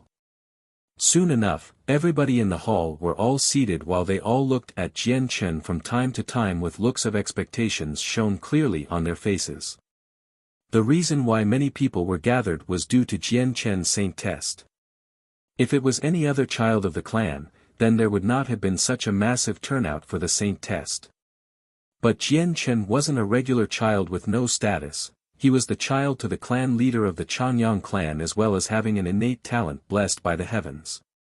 The whole clan had practically placed all of their expectations on this child, hence why when it was Jiang Chen's turn to undergo the saint test, every clan member would be there. After all, Jiang Chen had many different achievements under his belt, and the saint test would be another important milestone for him. When everyone had settled down, Jiang Chen's father Changyang Ba stepped towards the middle of the hall and sat down on the throne that signified his status as the clan leader with a great blade right next to him. Changyang Ba's eyes stopped on Jiang Chen for only a second, but Jiang Chen could see the faintest of smiles on it. Immediately afterwards, a voice spoke out, signifying the start of Jiang Chen's saint test. "De Shu, I'm sorry to have you take control of the saint test ceremony," Changyang Ba said politely towards the elder. The elder looked to be around 60 to 70 years old white-haired man who wore grey clothing. Although his face was full of wrinkles, his eyes were bright and filled with excitement. The old man laughed, "The clan leader is too modest." Walking towards the center now, he carried a smile on his face as he looked at Jiang Chen before calling out in a friendly tone, "Fourth master, if you please." Bai Yuntian looked at Jiang Chen with a great look of affection and whispered, "Xianger, please go to where De Shu is standing so he can test for your saint force." "Okay." Jiang Chen said lightly. The clever child got off of his seat and with his small paces, he slowly approached to where the elder De stood.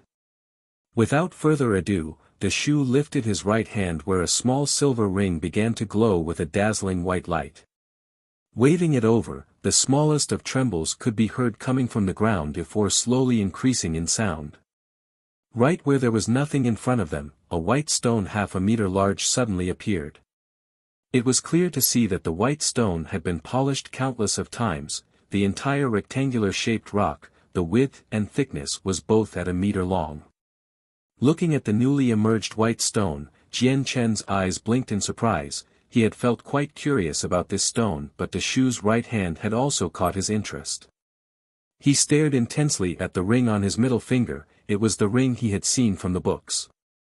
The space ring was made from rare but special materials, and could store items within the space of the ring.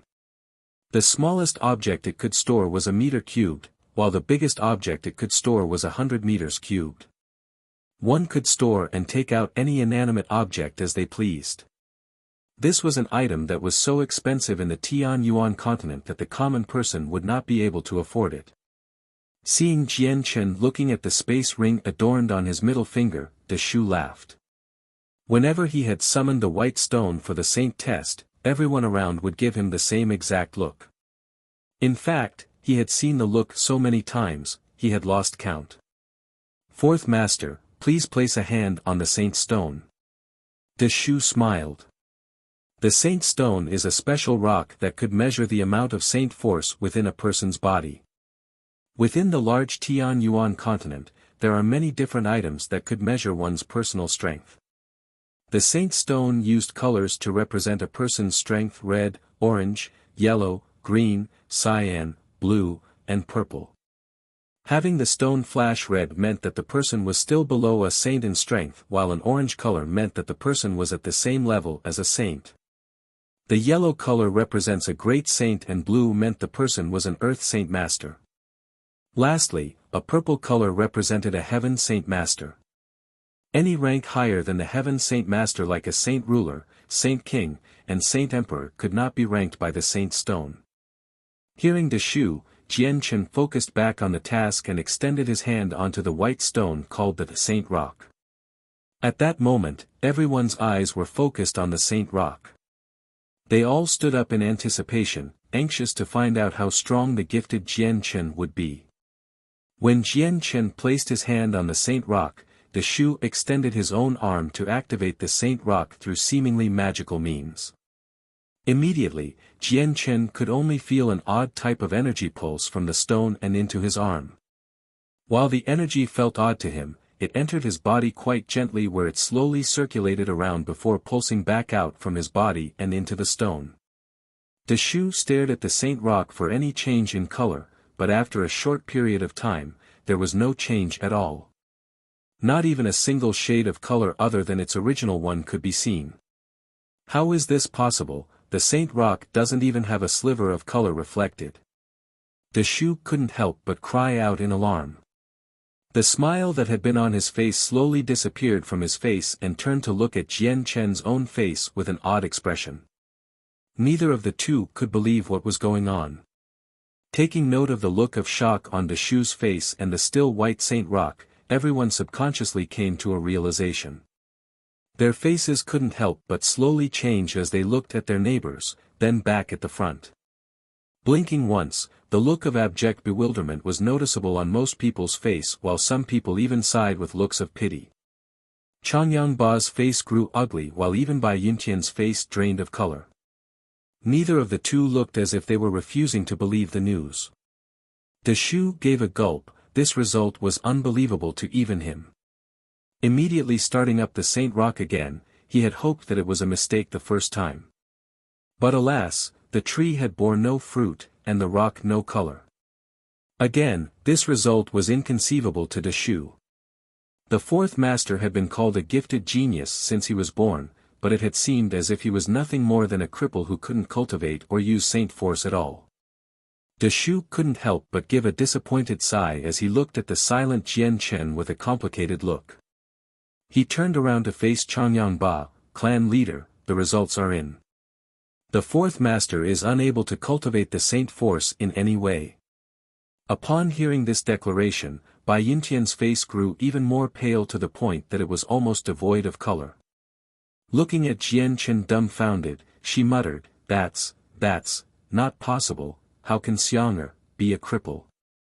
Right as she finished, her eyes rolled to the back of her head and crumpled down to the ground from her chair. For her son that was widely regarded as a genius to suddenly be found as a cripple, she couldn't handle this shocking news at all. No mother in the continent would be able to, let alone a member of a very prestigious clan. As everyone that had gathered around heard the results, they all gasped and looked at Jian Chen with pity and disappointment. Jian Chen's Ensu Feng Yen and Ling Long on the other hand, let loose a breath of air. Seeing the mother and son's unfortunate situation, the two aunts couldn't help but rejoice silently to themselves. Ah, fourth sister, what's wrong? Fourth sister, please wake up. Fourth sister, please wake up. Rushing to her side, Bai Yushuang anxiously tried to awaken the unconscious Bai Yuntian, but to no avail. Hearing Bai Yushuang's frantic yells, Changyangba immediately bounded over to Bai Yuntian and began to cry out, Shuang heir, bring Yun heir to her bed. Even Jian Chen had rushed to his mother's side without paying attention to anyone else. His right hand was already pressed against his mother's wrist to check for her pulse. It took a few precious seconds, but he had eventually confirmed that his mother was in no immediate danger. Jian Chen looked at his disappointed father amongst the crowd, and even he had felt helpless secretly. With a small sigh, he followed by Yushuang who was carrying his mother out of the hall. Watching Jian Chen leave, Changyangba's face clearly had a look of extreme disappointment. He had placed high hopes on Jian Chen before, but as the expectations were very high, so was the later disappointment. With this result in the end, his fourth son Xiang Tian was merely a cripple. Clan head, don't pay too much attention to this. Although the fourth master cannot cultivate Saint Force, it doesn't mean he isn't a genius in other aspects or fields. A young male clan member tried to console him. Changyang waved his hand and said sadly, let's not mention this topic anymore. Everyone is dismissed. Finishing his sentence, Changyang stood up to leave the hall. Although he had acknowledged the fact that Jian Chen could be a genius in the other fields as said earlier, but Saint Force was the most important factor in this world. After all, strength is what mattered in the end. The fact that the fourth son of the leader of the Changyang clan was a cripple spread throughout the Changyang mansion like wildfire. Some people regarded this new piece of information with joy while others were grievous. One thing was sure however, Xiang'er's status in the clan would rapidly drop after this affair. In a wide spacious room, Jian Chen sat quietly by the bedside. His tranquil face was dipped downwards and what he was thinking about was unknown to everyone else. His mother Bai Yuntian still hadn't woke up, her eyes were still shut as she laid in bed. Aside from Jian Chen and some servant girls, only his third aunt Bai Yushuang and his second sister Changyang Mingyue were in the room.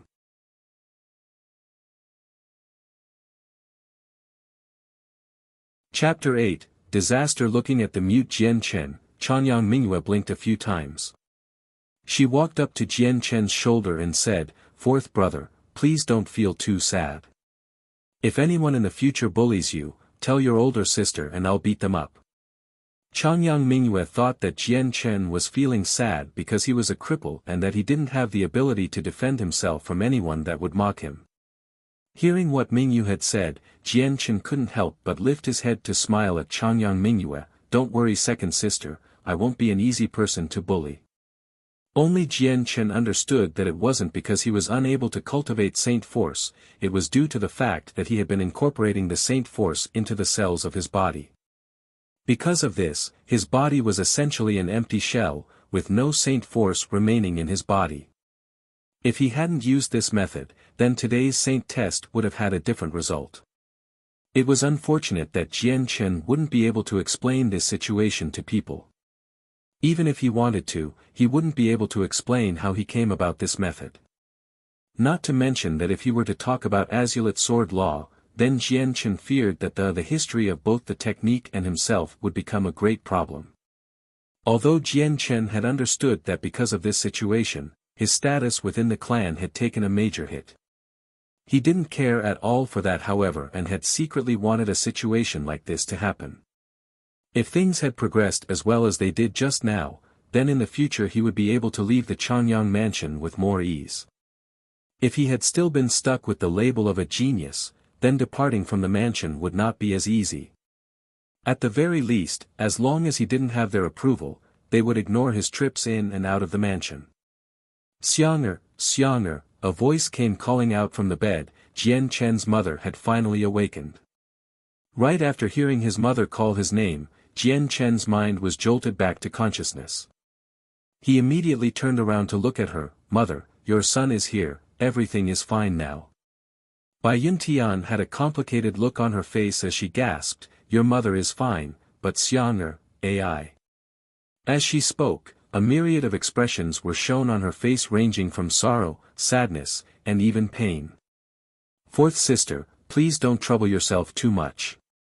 Xiang Tian has been highly intelligent since birth, so although it is regretful that he cannot cultivate Saint Force, but in my opinion, Xiang Tian is not so simple. After all, no child in the clan is smarter than him." Bai Yushuan was trying to console the still grievous Bai Yuntian. Bai Yuntian lifted her head slowly. "I had already understood this fact." Looking at Jian Chen, she gently started to caress the back of Jian Chen's head. "Xiang'er, don't feel sad, what your second aunt said is correct. Although you cannot cultivate Saint Force, you are still a very intelligent child, we still don't know in what areas you would be best suited for." Jian Chen hesitated when he heard his mother speak. Even though his mother was awake, he was not feeling all that much better. In reality, he had really wanted to tell the truth to the people there, his mother most definitely. He wanted to say that he wasn't a cripple that couldn't cultivate Saint Force, but Jian Chen chose to endure this. "Mother, don't worry, your son won't disappoint you." Compared to his mother's love for him, Jian Chen had utterly cherished it. He would later spend the whole day by the bedside of his mother before leaving at night. Periodically, Changyangba would drop in to see his wife, but he would then leave just as quickly as he came. When it came to Jianchen, Changyangba's attitude towards him had been completely different these days in comparison to before. With each passing time, Jianchen could clearly see that Changyangba had been treating Jianchen with a colder expression. In the blink of an eye, 4 years had passed after Jianchen's Saint test. During the days that he wasn't busy, Jianchen would shut himself in his room to continue training. The amount of training he needed nowadays was considerably longer than in the past, so much longer, that sometimes, Jianchen would not be seen walking out of his room for the entire day. In those 4 years, Jianchen's status in the clan had dropped immensely as expected. Changyangba had been treating him more coldly now, and no one had ever bothered to take the initiative to seek him out first. It was vastly different than from his mother who saw him every day. Her love had never wavered at all. Early one day, Jianchen slowly opened his eyes from his cross-legged position once more to show that he had finished last night's training. Immediately extending both arms palm side up, a light round ball gradually came into view.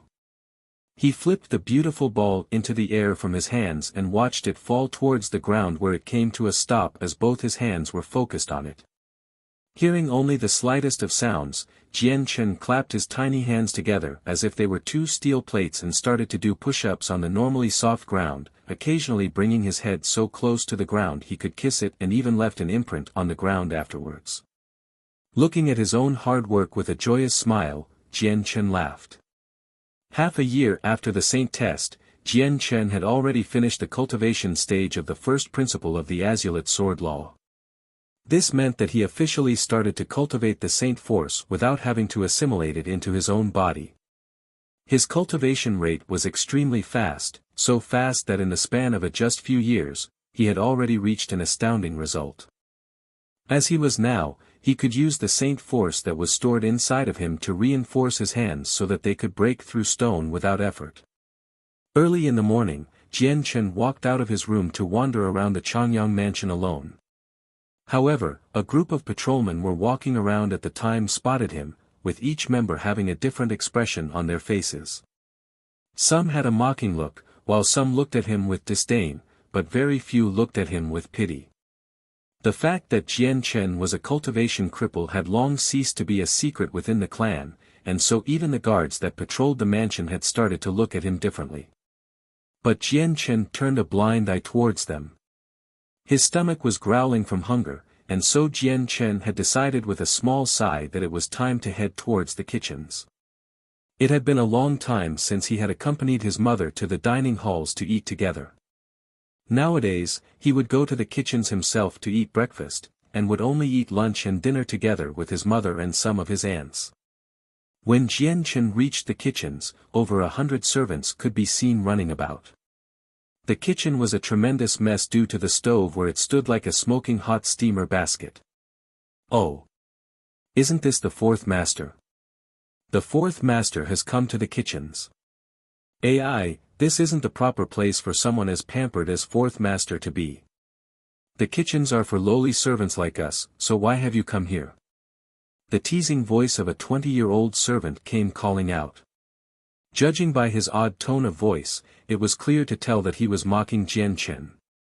Another voice continued straight after the first servant, if my guess is correct, then 4th master came down to the kitchens to get some steamed buns. But that's weird, why isn't the 4th master eating at the dining halls with the rest of the clan? Has he wronged himself and so wanted to eat the steamed buns from the kitchens? These steamed buns are only fit for us lowly servants and guards to eat, however. Another 30-year-old servant continued to sneer at Jianchen.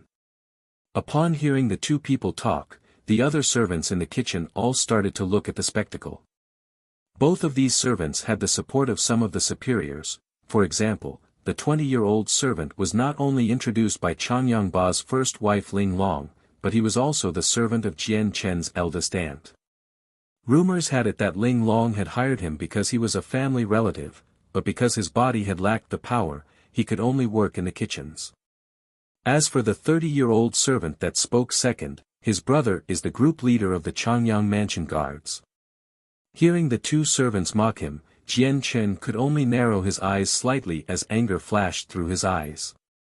Biting back any sort of rebuke, he moved towards the giant steamer basket and held his hand out to take off the lid of it before all of a sudden, two giants' hands came out of nowhere and quickly moved the steamer basket away from him.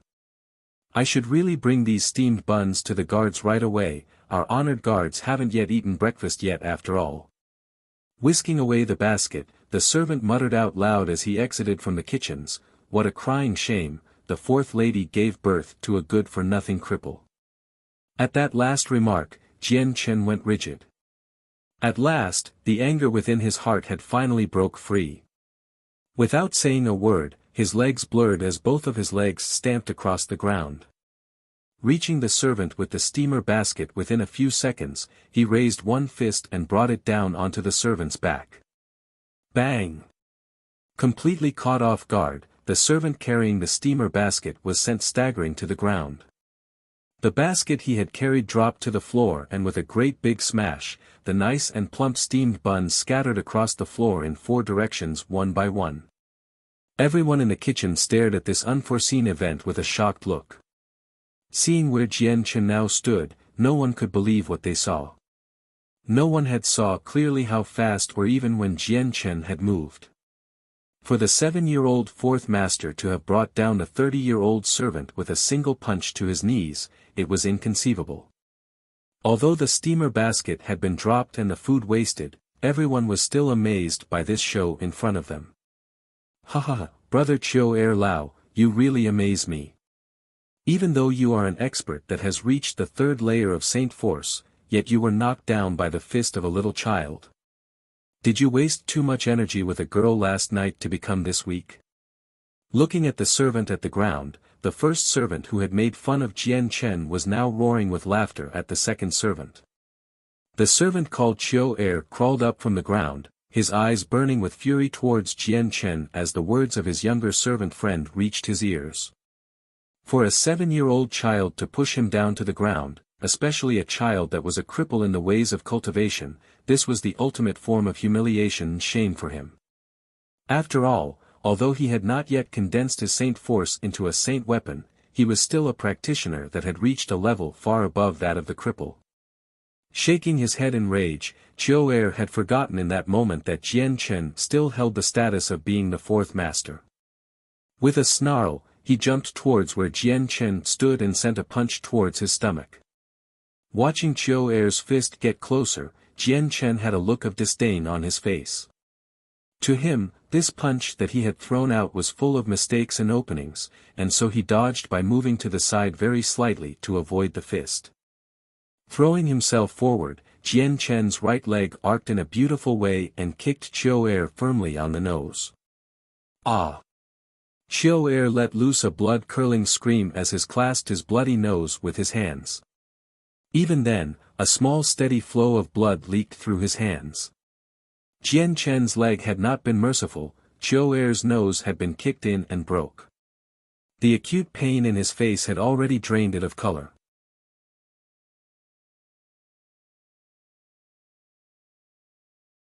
Chapter 9, Revealed Strength. Chiu Er looked at Jian Chen with obvious anger in his eyes, making it seem as if he was a wild beast that wanted to take Jian Chen down. You little bastard, I'm going to teach you a lesson today. Chiu Er roared angrily. He dashed towards Jian Chen and sent a kick towards his head. The kick was fairly fast, and if it connected, it definitely would not result in a small wound for any normal person. But since Jian Chen was still in the body of a child, a direct hit from such a strong kick had a high chance of killing him. Assessing the strength of Chiu Er's kick, the 20-year-old servant's face suddenly lost its humorous expression and became pale. Shouting out in alarm, he cried, "Brother Chiu Er, stop!" Jian Chen was still the 4th master as well as the son of Changyang Ba. Despite being a cripple, he still had some degree of respect around the Changyang mansion. It was barely okay to mock him, but to raise a hand against the 4th master was unforgivable. Even if they had the support of any of the elders, they would still incur a terrible punishment upon them. Seeing the intensity of Chiu Er's kick, Jian Chen's face changed as well. His eyes grew cold as he leaned to the side again. Calmly staying outside the reach of Chiu Er's kick, he didn't retreat. Instead, Jian Chen rapidly approached Chiu Er's body. He placed his arm on Chiu Er's still outstretched thigh while the other hand went to the other thigh. With a low growl, Jian Chen released all of the saint force he had stored in his body into his waist and surprisingly lifted the over 100-pound Chiu Er above his tiny body. Raising Chiu Er's body, Jian Chen didn't bother giving him time to retaliate. Both his legs began to move across the ground as Jian Chen threw the heavy body of Chiu Er forward. Chiu Er's body flew over 5 meters before slamming into a table meant for cutting vegetables. Coincidentally, underneath his falling body was a stack of iron skewers. Falling down onto that would make him resemble a bizarre human porcupine. Chiu Er fell on top of the skewers, and at least an inch of skin had been pierced through by them. Immediately, Chiu Er screamed in pain as the skin of his body was distorted and the pain in his nose was still piercing through his mind. Every servant in the kitchen suddenly came to a standstill from the unbelievable event they had just watched. A single 7-year-old not only fought back against a heavyweight person like Chiu Er, but he even defeated that person, who had reached the 3rd layer of Saint Force. If news of this got out, no one in the Changyang clan would be able to believe it. Jian Chen looked at Chiu Er's suffering with cold eyes while making a mocking face at him. He didn't say anything, and decided to leave the kitchen instead, without taking even a single steamed bun with him. After exiting the kitchens, Jian Chen slowly exhaled. He didn't think that even the servants in the kitchens would begin to mock the 4th master. Throwing away the depression from his heart, Jian Chen began to stroll around the Changyang mansion once more. With the mansion being so vast, Jian Chen had never once seen the entirety of it. Even the scenery around the place was nice to look at, as gardens surrounded every inch of the outside yards. There were many lakes as well as flower gardens that had very rare specimens that could not be seen anywhere else, and they carried a sweet fragrance. As the 4th master of the Changyang clan, Jian Chen was free to wander wherever he wanted. As he wandered to and fro, he would come across important roadways and buildings that had many experts concealed everywhere. When he saw those experts, however, he had decided to think no more about it. After all, he knew that the Changyang clan is one of the 4 great clans of Lore City. Lore City was a first-class city, so the title of being a big clan was a prestigious one. As he walked, he had unconsciously came to the middle of a calm flower garden. Jian Chen had not noticed that his 3rd brother Changyang Ku had been carrying a wooden axe as he trained within the same flower garden. However, in the eyes of a battle-hardened Jian Chen, it looked as if Changyang Ku was just recklessly swinging the axe around with no particular style in mind at all. Although Jian Chen had studied the way of the sword in the past world, he had studied many different axe-wielding experts and how they fought. So even Jian Chen was familiar with how one should use an axe, but the way Changyang Ku was handling it, Jian Chen was speechless. How could this be considered training? Just as Jian Chen was about to turn around to leave, Changyang Ku noticed him out of the corner of his eye. Slowly ceasing his movements, Changyang Ku's face started to show signs of ill intent as he smiled. 4th brother, come on over, your 3rd brother has some candy for you to eat.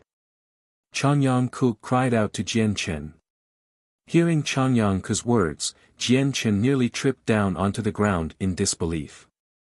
Secretly thinking to himself, he thought, even a 7-year-old wouldn't fall for such a line. However, Jian had forgot to account for that. Aside from the experiences of his past world, he was still no better than a 7-year-old child.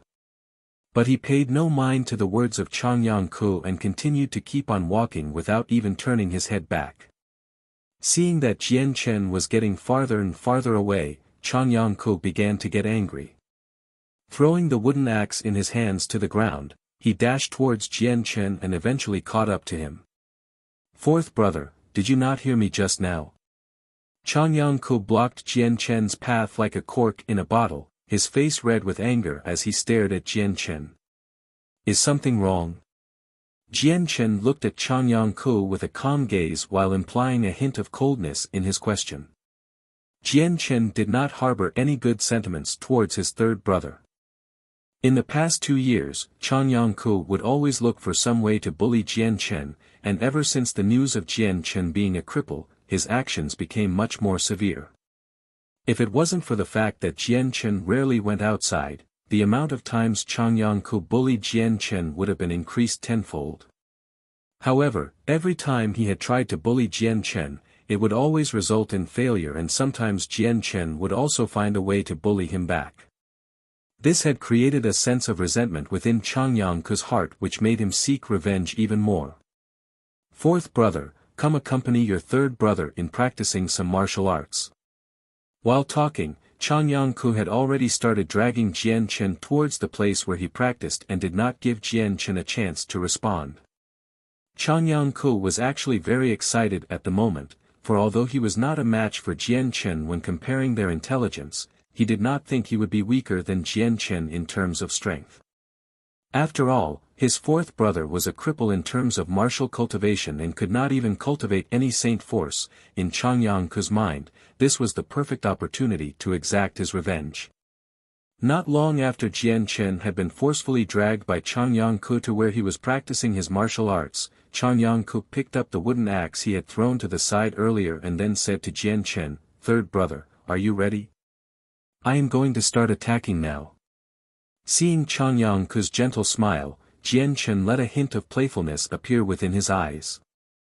Holding both of his palms in a clueless manner, he asked, "Third brother, you have a weapon in your hands, don't tell me you want me to fight against you bare-handed?"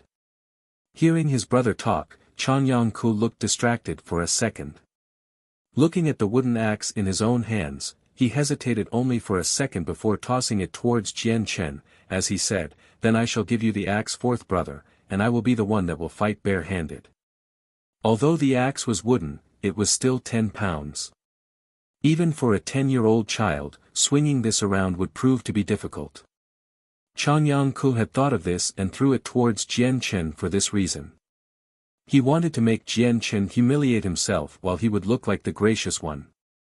Jian Chen took the wooden axe in front of him and started to inspect it. The axe was very crudely made, only the shape of the axe was there, while the blade of it was almost non-existent. Even if he were to try to chop at a person, it would not cause significant harm. At the very most, the axe would only leave behind a sore bruise. Seeing Jian Chen hold up the 10-pound axe with ease, Chang Yangku's eyes revealed a trace of shock. He had not been expecting this change of events. Jian Chen looked at Chang Yangku and gave a faint laugh, "Third brother, perhaps you should use this axe instead." Right as he spoke, he tossed the axe back at Chang Yangku. Catching the axe he had only just thrown at Jian Chen, Chang Yangku began to feel suspicious. "Fourth brother, could it be you still wanted to fight me bare-handed?" Jian Chen began to laugh as he shook his head. Grabbing a nearby tree, he snapped off a branch 1 meter long. Shaving away the little twigs and leaves, Jian Chen was left with only a single branch. "This will be my weapon."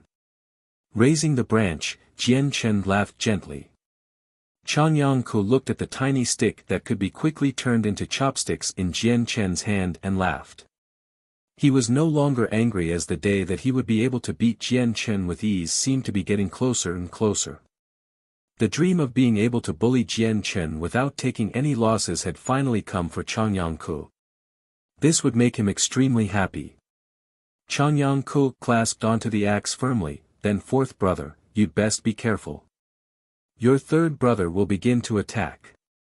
Right after saying it, Chang Yangku immediately stormed towards Jian Chen with the axe held in both his hands before trying to bring it down onto Jian Chen.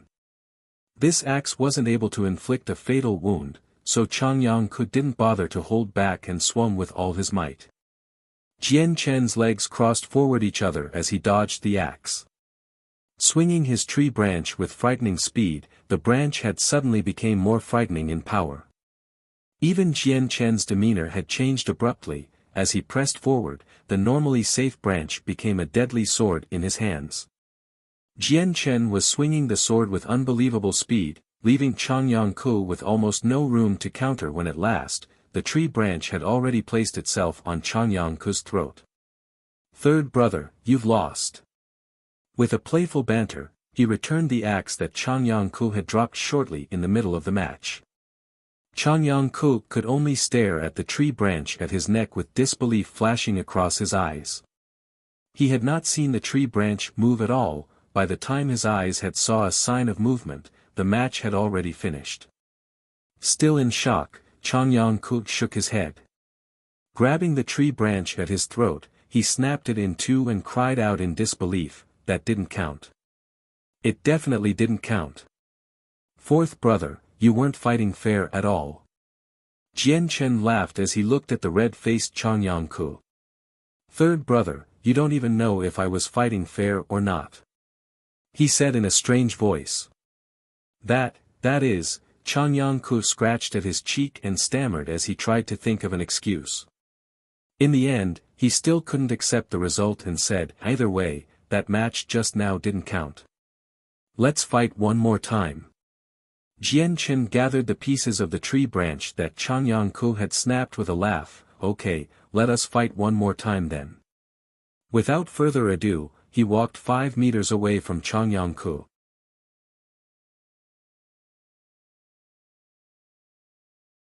Chapter 10. High regards. Both of Changyang-ku's hands clenched his axe tightly, as he attentively looked at Jian Chen.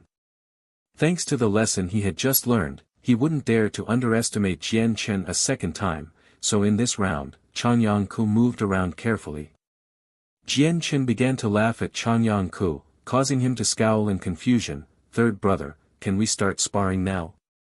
Changyang-ku tightly gripped his axe. This time, he used his saint force to help him. Once again he charged at Jian Chen, but this time he was much faster. Jian Chen casually waved around the less than half a meter long tree branch in his hands. He was feeling fantastic for some odd reason. It was almost as if the branch had some sort of secret connection with himself. At the same time, within Jian Chen's heart, he couldn't help but feel the same sensation he had in the previous world when he had been on the verge of death, where he could understand the amazing power of the realm of the sword god. During that moment, he had finally been able to control his sword with his spirit, and had sent it flying 100 meters straight through Duguqiubai's throat. Thinking of that moment, Jian Chen sprung into action, as the tree branch in his hand was sent flying towards Changyang-ku. Whoosh! Bending to Jian Chen's will, the tree branch looked as if it was alive, and flew from his hands. Flying at incredible speeds towards Changyang-ku, the tree branch was enveloped by a faint white glow of light. A strong yet acute amount of sword chi was emitted from the tree branch, making it look like a bolt of lightning. With a brilliant flash of light, the branch had already reached Changyang-ku's stomach. Immediately realizing the trajectory path, as well as the amount of sword chi on the tree branch, Jian Chen turned pale with fright. He frantically tried to stop the branch from reaching its destination. If the tree branch was not stopped, then it would have, without a doubt, pierced through Changyang-ku and killed him. Even if he wasn't immediately killed, Changyang-ku would still have suffered from a fatal wound, which would lead to a disaster for Jian Chen. Right as the branch reached Changyang-ku's stomach, it began to slow, but not before piercing into his stomach just by a small amount. Looking closer, the tree branch had merely penetrated through the skin, but if Jian Chen had been a tiniest bit slower with his command for it to stop, then Changyang-ku would have been left with the branch straight through his body. Such a thought was too horrible for Jian Chen to imagine. Wiping away the sweat on his forehead, Jian Chen noticed that there was still a thin line of his soul connected to the tree branch. Confirming once more with his soul that the branch had only pierced Changyang-ku's skin, Jian Chen let out a sigh of relief. Feeling the slight pain from his stomach, the somewhat plump Changyang-ku couldn't help but start to pale. When he looked down and saw the bloodstains on his stomach, his face changed drastically. A wail was heard as he started to cry, with teardrops falling in a never-ending stream down his cheeks as if his eyes were fountains. "BL. Blood, I'm bleeding. Wah, fourth brother, you hit me. Wah, mo, mother, I'm going to tell my mother about this. Mother. Fourth brother hit me. Changyang-ku immediately transformed into a child who only knew how to cry. Throwing down his wooden axe, he fled from the garden, bawling non-stop. Changyang-ku was barely 10 years old after all, he had not yet matured enough to withstand an ordeal like this. Looking at the slowly fading away Changyang-ku, Jian-chen couldn't help but shake his head. As he walked out from the gardens by himself, he felt a small bit of fear in his heart. What type of strict punishment would he receive for this? What? Changbai, are you playing a joke on me? In a study room, the leader of the Changyang clan, Changyang-ba, stood up from his chair in surprise. Focusing his attention on the elder in front of him, Changyang-ba couldn't help but be amazed by what he had just heard. The elder that stood in front of Changyang-ba was the housekeeper of the Changyang clan, Changbai. Changbai nodded his head solemnly, "My lord, even I didn't believe this matter at first, but dozens of the kitchen servants all saw it clearly. The fourth master really did beat one of the servants, as well as lift up a servant who weighed 100 pounds more than him, before tossing him 5 meters away. The most important part is that this very same servant is of the third Saint Force layer." Hearing Changbai, Changyang-ba's eyes widened in awe from this piece of incredible news. Changbai looked at the clan leader, and after some hesitation, continued to say, "My lord, I also received more information about this, but the fourth master was recently involved in a spar with the third master. Using a single tree branch, the fourth master was able to injure the third master." What? Xiang'er and Ku-er fought, and Xiang'er was the victor. With each passing second, Changyang-ba's eyes widened more and more. "That is correct, my lord. The fourth master had used only a tree branch while the third master was using a wooden axe." Changbai added. "How is this possible?" Changyang-ba flew from his chair once more. "Xiang'er is unable to use the Saint Force, while Changyang-ku is 3 years older and is also at the third Saint Force layer. Combined with the fact that Ku-er practices martial arts every day, how was he not able to beat Xiang'er?" Taking out a tree branch from within his robes, Changbai held it out for Changyang-ba to take. "My lord, the fourth master had used this tree branch to beat the third master." Changyang-ba took the tree branch that was no thicker than his fingers. Inspecting it over, he noticed the tip of it had been dyed with blood. Changyang-ba focused onto the dried-up blood on the broken tip of the branch while concealing all sorts of emotions from his face. "Changbai, is Ku-er fine?" "The third master is uninjured besides some broken skin," Changbai replied. Changyang-ba nodded his head slowly with a neutral face. Inspecting the tree branch even more closely, he started to grow more and more suspicious. Finally, he spoke, "Changbai, this tree branch is nothing special. In addition, the tip is not sharp at all. Based on Xian-er's strength, it is impossible for a tree branch to injure Ku-er at all." Changbai nodded his head in agreement, his eye glistening with a single luster. "My lord, I just had an outrageous thought. What if the fourth master is not a cripple unable to cultivate Saint Force? Seeing the fourth master's display of might today, perhaps the fourth master had already cultivated Saint Force to the 4th level. There would be no other way for the fourth master to beat the third master otherwise." Hearing Changbai, the clan leader's face grew bright with emotion. To treat his son who was regarded as a genius badly after being revealed as a cripple, this was Changyang-ba's biggest regret. "Changbai, what you're saying is that Xiang'er is not only able to use Saint Force, but that he is actually a genius at it as well." Changyang-ba's voice began to tremble with emotion. For a 7-year-old to reach the 4th layer of Saint Force, this could only be accomplished by geniuses of the Tianyuan continent. On average, by the time someone reached the 4th layer of Saint Force, they would be years old. He is an outstanding genius in my eyes, and I believe in him. I can tell that the 4th master will be able to surpass even me in the future."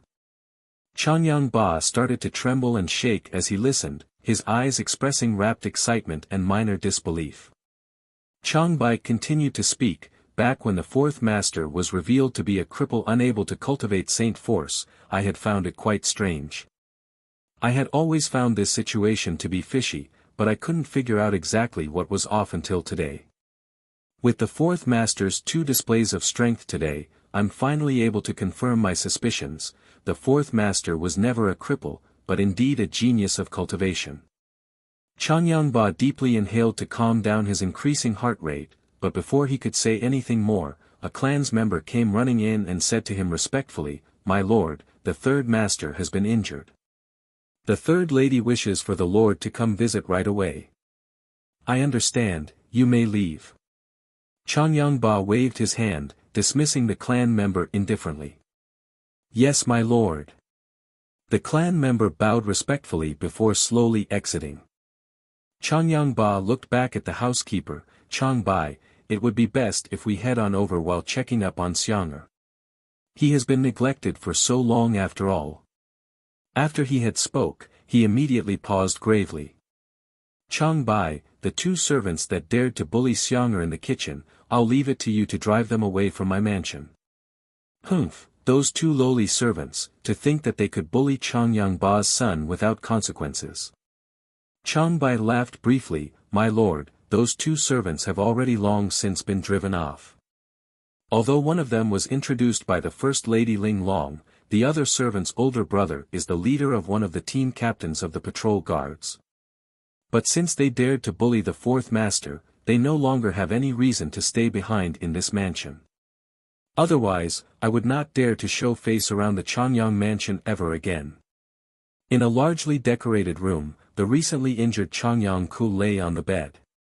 With a pale face, he stared at the freshly bandaged wound on his stomach.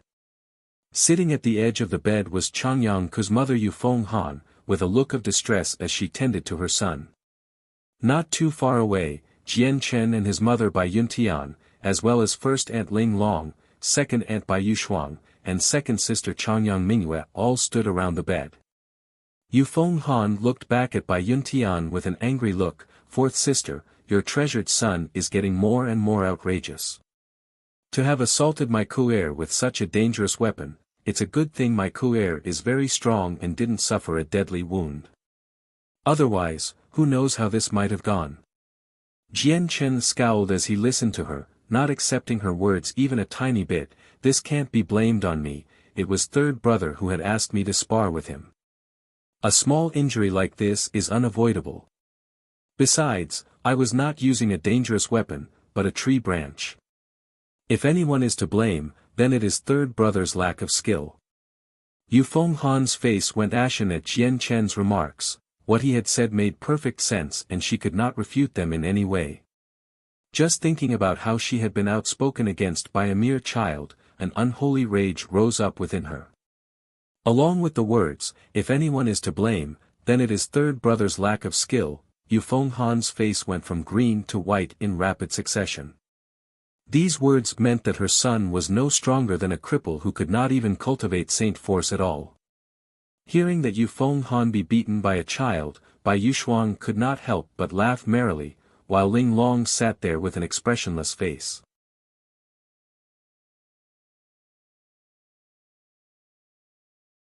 Chapter 11, Kargath Academy. Bai Yuntian held Jian Chen's head in a loving way as she slowly walked forward. "Third sister, this was only some playful sparring between kids, not something we should worry about. It's pointless to get angry, in the end, the 2 of them are just children after all. Right now, we should instead concentrate on healing Ku'er's wounds." At the words of Bai Yuntian, despite still being quite mad, all Yufeng Han could do was fume silently. She was afraid that if she continued to nag everyone about the acts of such small children, her 3 sisters would begin to see her in a darker light.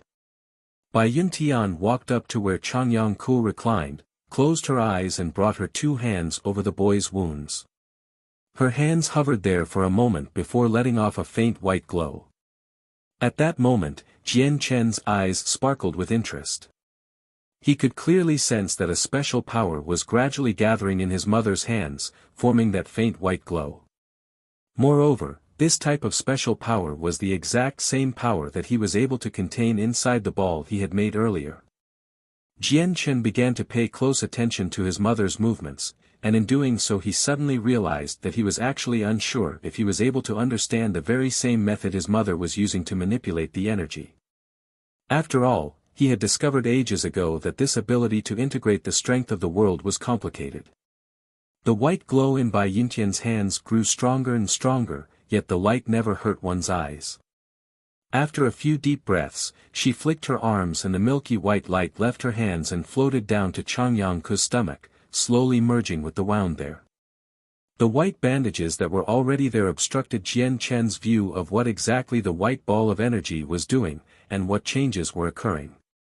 After completing her task, Bai Yuntian let out a deep breath. Third sister, Changyangku is fine, his injuries should be non-existent now. A happy smile finally appeared on Yufeng Han's face. She thanked Bai Yuntian briefly before quickly stepping over to Changyangku's bedside. She gave a concerned look towards her son and asked, "Ku'er, how are you feeling? Does your wound still hurt?" Changyangku raised his hand to rub at his stomach area, and laughed before starting to tear at his bandages. "Mother, your son is all right now. It's very comfortable." After the bandages fell off, it was clear that the wound on Changyangku's stomach was nowhere to be seen. Only a small bloody scar remained, but other than that, the wound had ceased to exist. Upon seeing this, Jian Chen suddenly understood.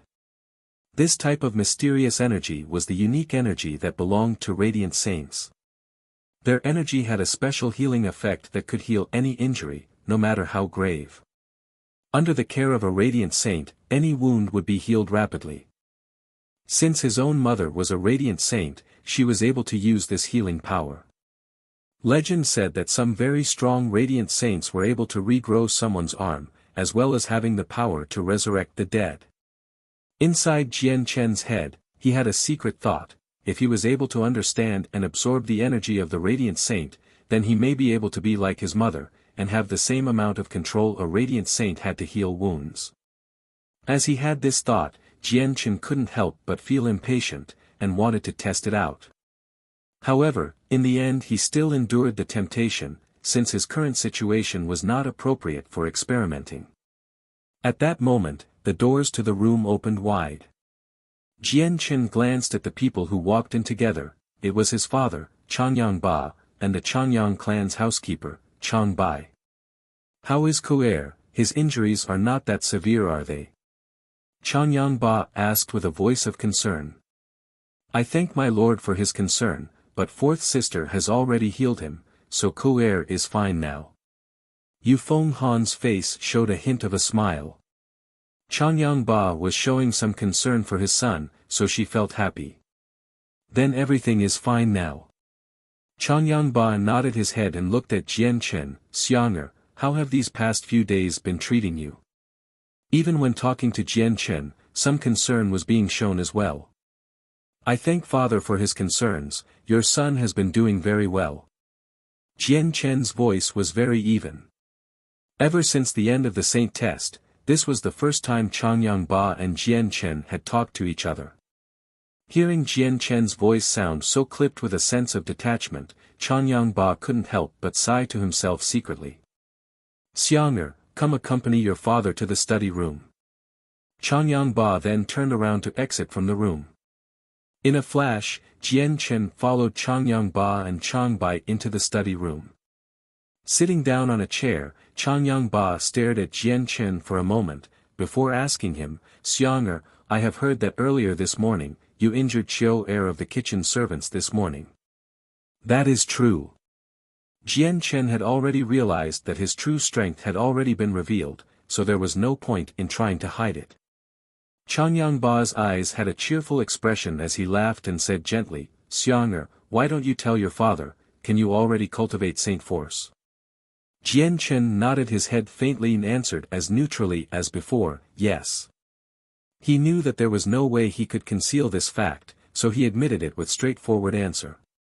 Although he already could guess that Jian Chen could cultivate Saint Force, hearing the confirmation from Jian Chen's own mouth made Changyang Ba feel even more emotional. "Chang Bai, may I trouble you to test Xiang'er's Saint Force again?" Changyang Ba was happy now, but he still spoke to Changbai politely, not at all having an attitude of the clan master asking for a housekeeper to do something. But Changbai only laughed, and brought the hand with his space ring up, causing the saint stone to once more appear right in front of Jian Chen's eyes. "Fourth master, please put your hand on top of the stone," he said in a warm tone. The moment Jian Chen put his hand on the saint stone, Changbai also activated it. In that instant, Jian Chen once again felt that mysterious power being emitted from the saint stone, entering his body through his arms. Within him, the power roamed around in a circle, before finally returning back to the saint stone. At the same time, the only thing that could be seen was the entire saint stone suddenly emitting a faint red glow. Seeing the saint stone glow red, Changyangba's face showed an excited expression. Even Changbai now had a faint smile, and he looked at Jian Chen with a gratified look in his eyes. "Clan leader, based on the strength of the glow, fourth master has already reached the fourth saint force layer," Changbai said with a faint smile. The fourth layer, Changyangba gradually stood up from his chair, and in excitement, he wrung his hands together. Before this, he had already guessed such a result, but it had only been a guess. Now that he knew the actual situation, he felt a new feeling in his heart. Jian Chen had already reached the fourth saint force layer at the age of 7. Perhaps this level was not very outstanding compared to the entire Tianyuan continent, but within Jessan Kingdom, this was enough to qualify as a first-class genius. Moreover, his third brother, Changyangku, was 3 years older than Jian Chen, and yet his inner saint force power had just reached the fourth layer. Changbai once again placed the saint stone within his space ring. With a gratified look, he smiled, "Fourth master, you really have not disappointed me." Changyangba quickly calmed down, and glanced at Jian Chen in a completely transformed light. His eyes were now filled with surprise, excitement, and gratitude. By the time Jian Chen left the study room, it was already almost noon. Right after Jian Chen left, Changyangba looked at Changbai, and with a slightly doubtful tone he said, "Changbai, since Xiang'er has saint force, then how come last time he was tested, it wasn't detected? It had even scared me into thinking that Xian'er was a cripple that was not able to cultivate saint force." Changbai furrowed his brows, and after pondering for a bit, slowly said, "I'm not completely sure either.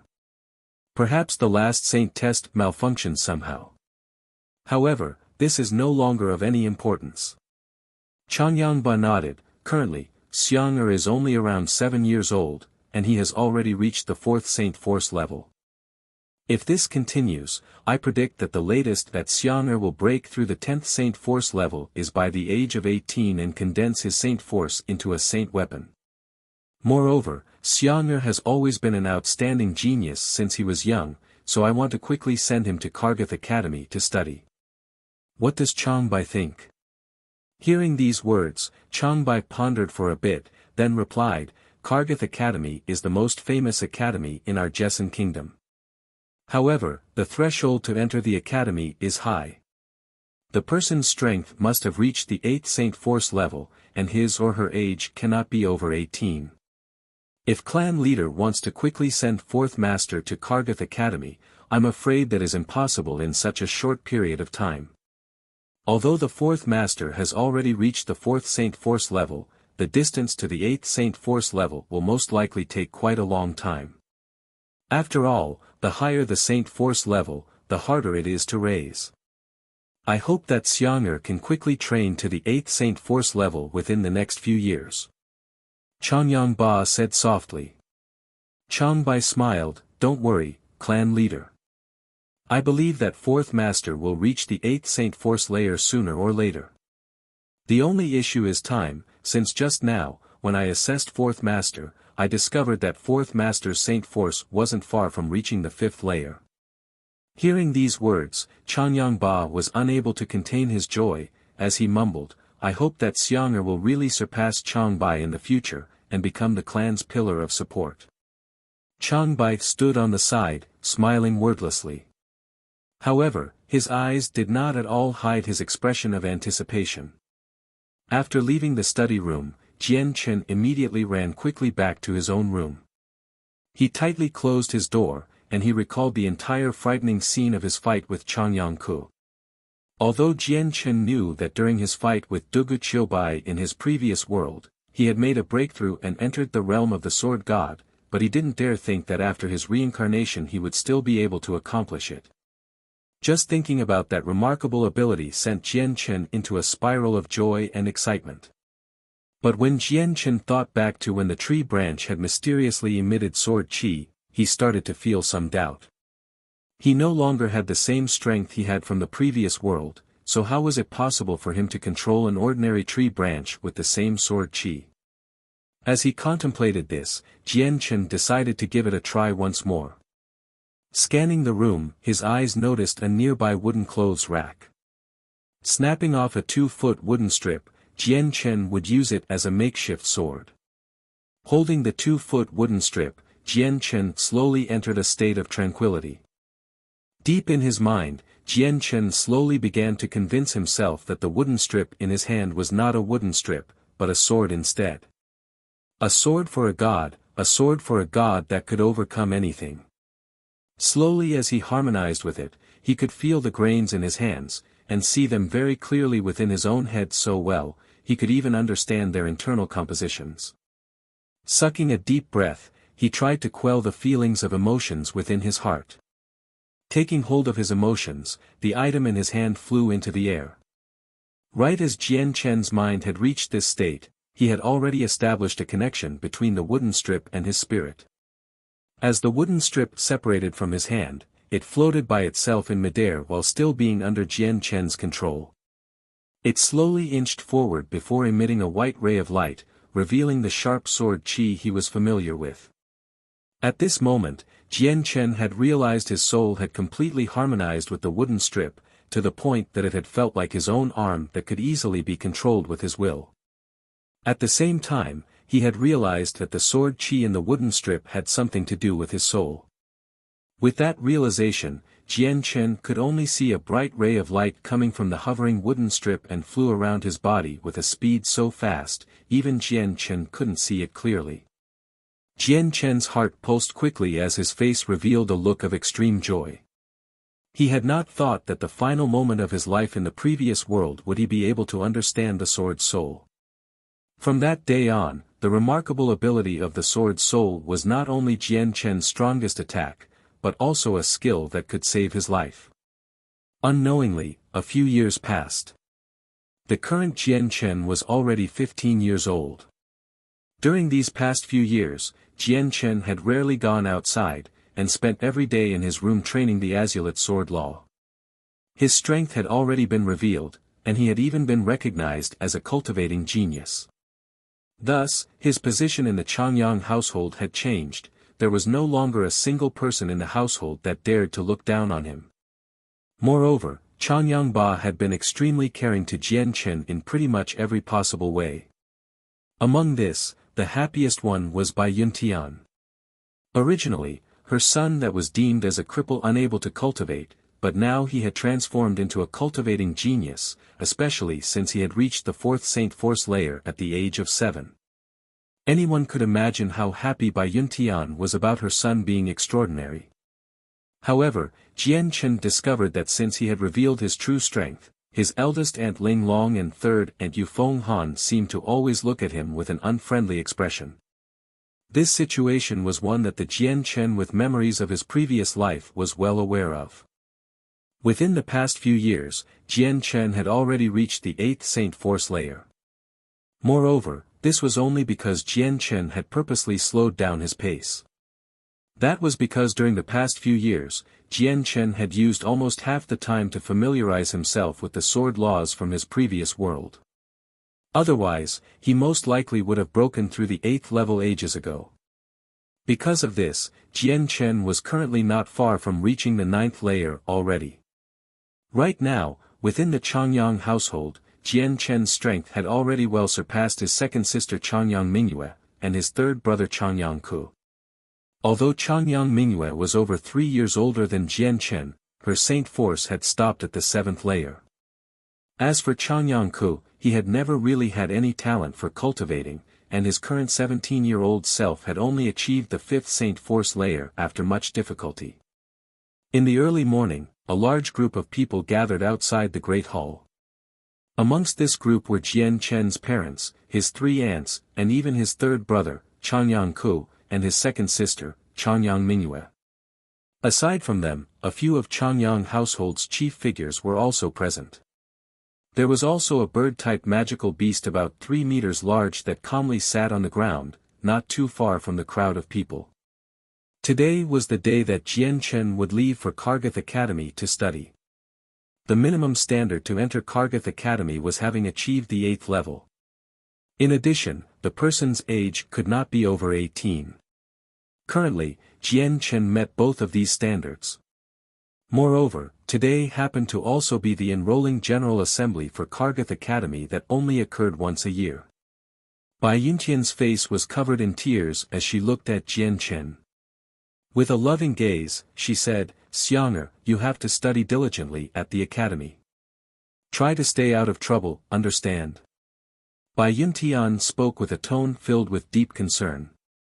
Jian Chen obediently nodded, and said, "Don't worry, mother, I know what I should do." Changyang Ba walked up to Jian Chen, and said, "Xianger, this space belt is something father prepared especially for you. Although it isn't anything priceless, and the amount of space inside isn't very large, it can still store some small things. If you break through the 10th level by the time you turn 18 and condense your Saint Force into a Saint Weapon, then father will reward you with a space ring and a monster core." While speaking, a very exquisite belt had already appeared in his hands. Seeing the size of the belt, it was obvious that it had been specifically tailored for Jian Chen. Seeing Changyang Ba be so concerned about Jian Chen, Linglong and Fenyan, who were standing nearby, couldn't help but show a trace of deep jealousy and dissatisfaction. However, currently, everyone's gazes were gathered on Jian Chen, and nobody had noticed them. Jian Chen accepted the belt and said with a strong self-confidence, "Father, I will definitely become a saint soon." Changyang Ba expressed a trace of a smile, and he looked at Jian Chen with a gaze full of gratification. "Fourth Master, it's getting late. We should go on our way." At that moment, the housekeeper Chang Bai that was standing on the side, spoke up. Jian Chen gave one final glance at his mother, and then walked over to Chang Bai without once turning his back, and said, "Chang Bai, let's leave." Chang Bai reached out and lifted Jian Chen onto the back of the flying magical beast. Afterwards, he jumped on as well, sitting next to Jian Chen. Faintly smiling at Jian Chen, he said, "Fourth Master, sit tight please." Afterwards, he only saw Chang Bai pat the magical beast's back. In an instant, the flying magical beast seemed to have received a command, and stretched out its 10-meter-long wings to fly up. It directly rose up into the air, and began to quickly fly off into the distance.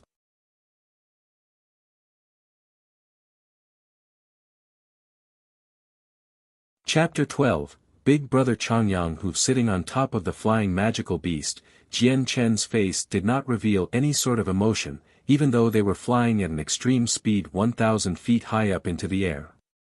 Since the beast was flying at such high speeds, he could hear a ceaseless rumbling sound from the wind in his ears. Looking at Jian Chen's passive face, Chang Bai couldn't help but nod in approval. Most children generally paled in extreme fear after flying on top of a magical beast for the first time. Some children trembled in fear the whole time, while a smaller amount even wet themselves, but very few people had achieved the same tranquility as Jian Chen. Chang Bai thought back to when he had sent Changyang Hu to Kargath Academy a few years back. After sitting on the flying beast, Changyang Hu's entire body had shivered from fright as he grabbed hold of the feathers on the beast's neck. The fourth master does not seem to be like the others, it truly makes one wonder what sort of accomplishments he will succeed in the future. Chang Bai thought to himself. Jian Chen stared at the flying magical beast below him and asked, "Chang Bai, what kind of beast is this, to be flying at such a fast speed?" "This is only natural." Chang Bai spoke in a majestic voice, "Fourth master, you shouldn't underestimate this magical beast. This magical beast is called the Eagle Beast. It is a Class 4 magical beast which is the equivalent of a great Saint Master. It can fly through the sky at extremely fast speeds, and even though it is barely Class 4, even someone of the same rank of Earth Saint Master would not be able to fight it when it is in the sky. Then that would mean this Eagle Beast is very expensive. Jian Chen said. Chang Bai nodded, that is natural as well. Flying magical beasts are very expensive, not only because they are hard to capture, but hard to tame as well. Even though flying magical beasts are the fastest way of transportation, riding on one is very dangerous. In the case that a magical beast goes out of control, then the rider will be sent falling from thousands of meters in the air. Even with the power of an Earth Saint Master, surviving a fall like that would be unlikely, and even if you're lucky, you will still end up with a fatal injury. Even if it's a Class 1 or 2 flying magical beast, its price is still very expensive, especially if it has a berserk nature or won't submit to a human. Therefore, taming a flying magical beast is a very challenging task to accomplish. Jian Chen nodded his head before slowly becoming silent once more. Chang Bai looked at the silent Jian Chen and said, Fourth Master, your older brother Chang Yang Hu is also at Kargath Academy. It has been a few years already, so becoming a saint isn't too far away for him. If you ever come across a problem at the academy, don't be afraid to ask your older brother to help solve it. Yes, I know. Jian Chen replied. But his mind felt complicated when he thought of his mysterious older brother. Jian Chen had never seen him before, and he didn't even know what his brother's personality was like. He was also very worried about if his older brother would be jealous about his innate skill at cultivating saint force, like third brother Chang Yang Ku was. Being jealous over something like this was not at all uncommon within a big clan. In the previous world, Jian Chen had met all sorts of family strife due to a power struggle between siblings during his time as a traveler. In Jian Chen's heart, he desperately hoped that such a situation would not happen to him. In his previous world, he was an orphan who had never experienced any sort of familial love. Since the heavens had blessed him with a family this time, he treasured it deeply. After the Eagle Beast flew for half the day at an extremely high speed, it finally arrived at Kargath Academy, where under Chang Bai's control, it descended to a mere 100 meters above ground. Kargath Academy was established within the plains, with a great wall 10 meters high surrounding it. The academy was extraordinarily big, and the lands it covered were vast as well. Even though Jian Chen was hovering 100 meters above ground, he still couldn't see the entire academy. Kargath Academy was the most prestigious academy in the Jessen Kingdom, and today was its annual opening ceremony. For that reason, the front gates were extremely lively. There were many people there, as well as a few luxurious carriages that were parked not too far away. However, Jian Chen couldn't put names to the types of magical beasts that were pulling the carriages. Virtually every carriage had a few guards protecting them. In the skies, a few flying magical beasts approached them, descending down onto the academy courtyards. Each of them carried a small child. Chang Bai instructed the Eagle Beast to fly down towards the courtyards as well, landing them right next to a 100-meter tall tower. He brought Jian Chen directly into the tower. Outside, there were still quite a few flying magical beasts resting there. Jian Chen and Chang Bai walked to the top of the tower to meet the headmaster of Kargath Academy. The headmaster was not that much different in age than Chang Bai, and Jian Chen had a feeling that the two had some sort of familiarity between them. Because of this familiarity, Jian Chen could easily enter the academy without any problems. Under the instructions of the headmaster, Jian Chen's brother Chang Yang Hu had been called up to the top of the tower as well, allowing him to see the mysterious older brother he had never met before. Chang Yang Hu was already 18 years old, the same age as his second sister Chang Yang Mingyue, but Chang Yang Mingyue was younger by 3 months. Chang Yang Hu was a fairly sturdy teenager who was taller than Jian Chen, and he wore the academy uniform. He had already been enrolled in the academy for over 2 years, and his saint force had also reached the peak of the 10th layer. However, he had not yet condensed it into a saint weapon. The distance between the peak of the 10th layer and sainthood was not big at all, but the moment in between was very important, as condensing the saint force into a saint weapon was a very challenging task. On the Tianyuan continent, many people weren't capable of forming a saint weapon since birth, because they lacked the aptitude, as well as the innate skill. According to the headmaster, Changyang, who had already reached the peak of the 10th layer a year ago and had already tried to form a saint weapon 3 times, but only met with failure each time. However, seeing an 18-year-old that could form a saint weapon by the age of 18 was rare to see on the Tianyuan continent. The average age was around 20 years before a saint weapon could be formed, but most of them were geniuses. Of course, the average person could make a saint weapon at that age as well, but most of them would not be able to walk down the path of martial arts for long. Because the spiritual qi of the Tianyuan continent was abundant, the average lifespan of a person was around 200 years. For a person to form a saint weapon at the age of 20, that could be considered decent. Changbai pointed at Changyang Hu and said to Jian Chen, "Fourth master, that person is your brother Changyang Hu." Looking over at him, he cried, "Eldest master, this is your younger brother Changyang Xiang Tian." Big brother. Jian Chen looked at Changyang Hu with a smile as he shouted out a greeting. In his eyes, he had felt that Changyang Hu looked to be a strong yet straightforward person, but his heart was not in complete agreement. Hearing Jian Chen's shout, Changyang Hu scratched at his cheek with a laugh, "Fourth brother, feel free to call on me anytime. If you are bullied in the future, then look for me straight away, and I'll smash them to pieces."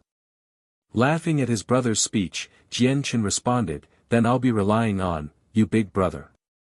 With this first impression, Jian Chen had thought that Changyang Hu was pretty nice, and so all worries he had about his big brother began to disappear like smoke. Changyang Hu shook his head and laughed once more, "It'll be no problem, not a problem at all. No matter what you say, I am still your older brother, so protecting the fourth brother is an absolute must."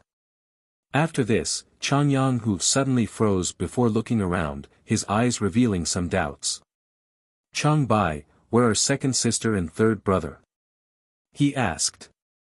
"Eldest master, the second lady and third master have not yet reached the requirements to enter the academy, so it is only the fourth master that was able to join." Changbai answered serenely. "Oh." Hearing that, Changyang Hu let loose a disappointed look and began to mutter, "How did they not reach the requirement of reaching the 8th layer? This is silly. Fourth brother is more formidable, since he reached the 8th layer so quickly. He's even more amazing than me, his older brother. Eldest master, please escort the fourth master down. From today on, you need to properly look after your younger brother. I still have some business to settle with the headmaster." Changbai said. Changyang Hu nodded his head firmly and pounded his chest with his fist, "Changbai, don't worry. I definitely won't allow anyone in the school to bully fourth brother." Afterwards, Jian Chen received the school medal and left with his older brother. After exiting the tower, Jian Chen looked at the school medal in his hands. Aside from it being proof of him being a student, it also contained his dorm address. Although Jian Chen was not familiar with the layout of the academy, but because Changyang Hu was there to lead the way, they both ended up at their destination sooner than he had expected. The dormitories of the academy were built using a very durable type of stone and were split into 2 different areas. One area was for the commoners to live in, and the other side was for people like Jian Chen, who had a prestigious clan backing them up. The differences between the two were like comparing the heavens to the earth. Kargath Academy was Jessen Kingdom's most prestigious academy, so it naturally had to have a unique characteristic. Kargath Academy had a very strict rule: one must reach the 8th layer of Saint Force before they reach the age of 18 in order to fulfill the requirement. If a student does not reach this level, then even if they are from an extremely prestigious and rich family, they will not be able to enroll in the academy. Because the tuition costs were very low, even the commoners were able to enroll with ease. Some of the students that successfully enrolled came from impoverished families, but Kargath Academy had even waived the fee for many. For that reason, many students were of a commoner's background, and had a poor innate skill for cultivation. At Kargath Academy, there was also another iron-set rule that an aristocrat's follower could not casually bully commoner students. Otherwise, no matter how powerful your family background was, you would still suffer from a serious punishment. If the situation was serious enough, then you might even be expelled. Although this would offend some major families, Kargath academies had the backing of the Jessan kingdom. Moreover, the headmaster was one of the 6 major elites in Jessan Empire, so no major family dared to speak up against this iron-set rule. Jian Chen's dorm room was around 10 square meters, and the room's decor was extremely simple. Aside from a bed and a chair, there wasn't anything else present. However, the entire room had been tidied so that it was extremely clean and organized, and it was completely spotless. Fourth brother, this is your room, remember the location well, and be careful to not go the wrong way. Changyang Hu laughed. Jian Chen nodded, and after throwing down some of the clothes he had brought with him, he was pulled away by his older brother to wander around the school grounds. Changyang Hu claimed that it was so that Jian Chen could familiarize himself with his new surroundings. For the entire afternoon, Jian Chen was dragged around by Changyang Hu to wander aimlessly around the school. Suddenly, Changyang Hu opened his mouth to say, "Fourth brother, tomorrow is the annual new student competition. There are plenty of rewards, and the first newcomer king can even win a rank 3 magic stone. The person in second place can win a rank 2 magic stone, and the person in third place can win a rank 1 magic stone. You have to try your best and earn first place."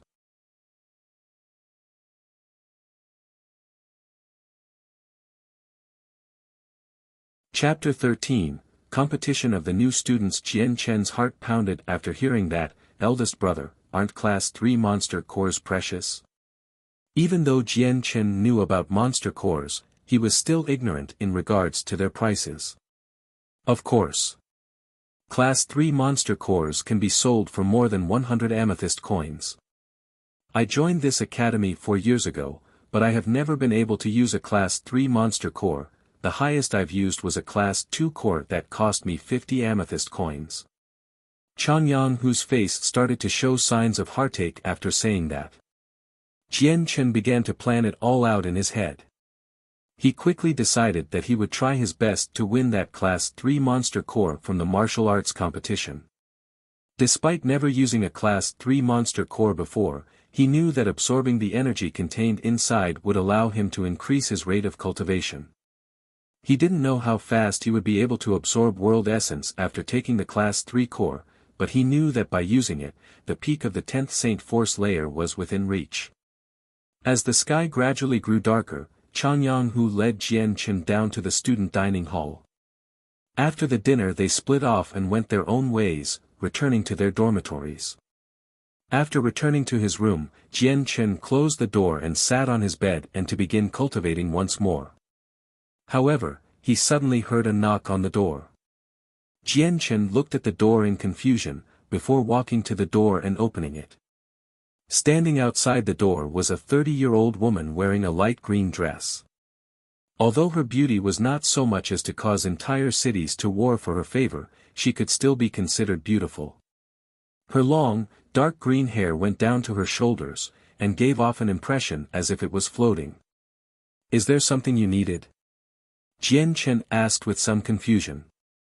"You are one of the new students of Kargath Academy. Tomorrow will be the Kargath Academy's annual freshman competition. It is mandatory for all new students to participate. Do not forget to come." She spoke with a tone that was as equally apathetic as her stare. "Yes, I know. Is there anything else?" Jian Chen asked. "No." After dropping this word, the woman turned around to leave and walk to the next room. It seemed as if she had to notify every student one by one. Closing the door, Jian Chen returned to his bed and sat down on it. Quickly, he returned to a silent state of cultivation. The next morning, Jian Chen finished his night of cultivation, left his room and headed towards the dining hall alone. Since he left so early, there weren't many people up yet, so he was able to find himself an empty table to sit at due to the entire hall being almost empty. After eating his breakfast, Jian Chen headed towards the center of the academy grounds where the sports field were. The martial arts competition would be taking place in the stadium here. Along the way, Jian Chen noticed that he was surrounded by freshmen just like him, and they were also heading towards the sports field. Because the elder students all wore a school uniform, Jian Chen could clearly recognize which ones were freshmen. Although there weren't that many upperclassmen, perhaps they did not have much interest in the freshman competition. When Jian Chen arrived at the sports field, he could see 5 circles, each 30 feet in diameter, on top of the sports grounds. There were already many people already surrounding it. Jian Chen arrived at a tree a few meters away from the grounds.